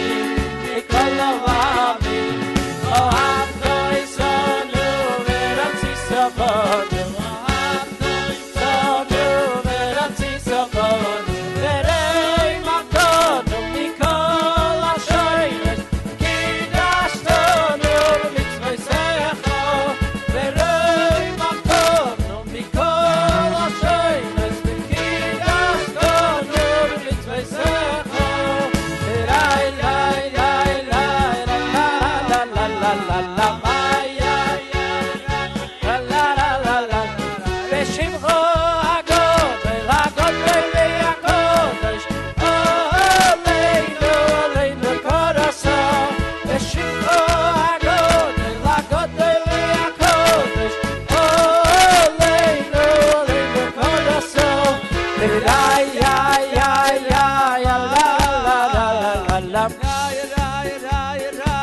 la la la la la I keep a simchote say you v'shalom tucholu e'orim ve'yakov v'sitzol v'chemrino ve'cholatze yasodeyim ra'uchov keep a simchote say you v'shalom tucholu e'orim ve'yakov v'sitzol v'chemrino ve'cholatze yasodeyim ra'uchov hey tayre brite wel de weite zijn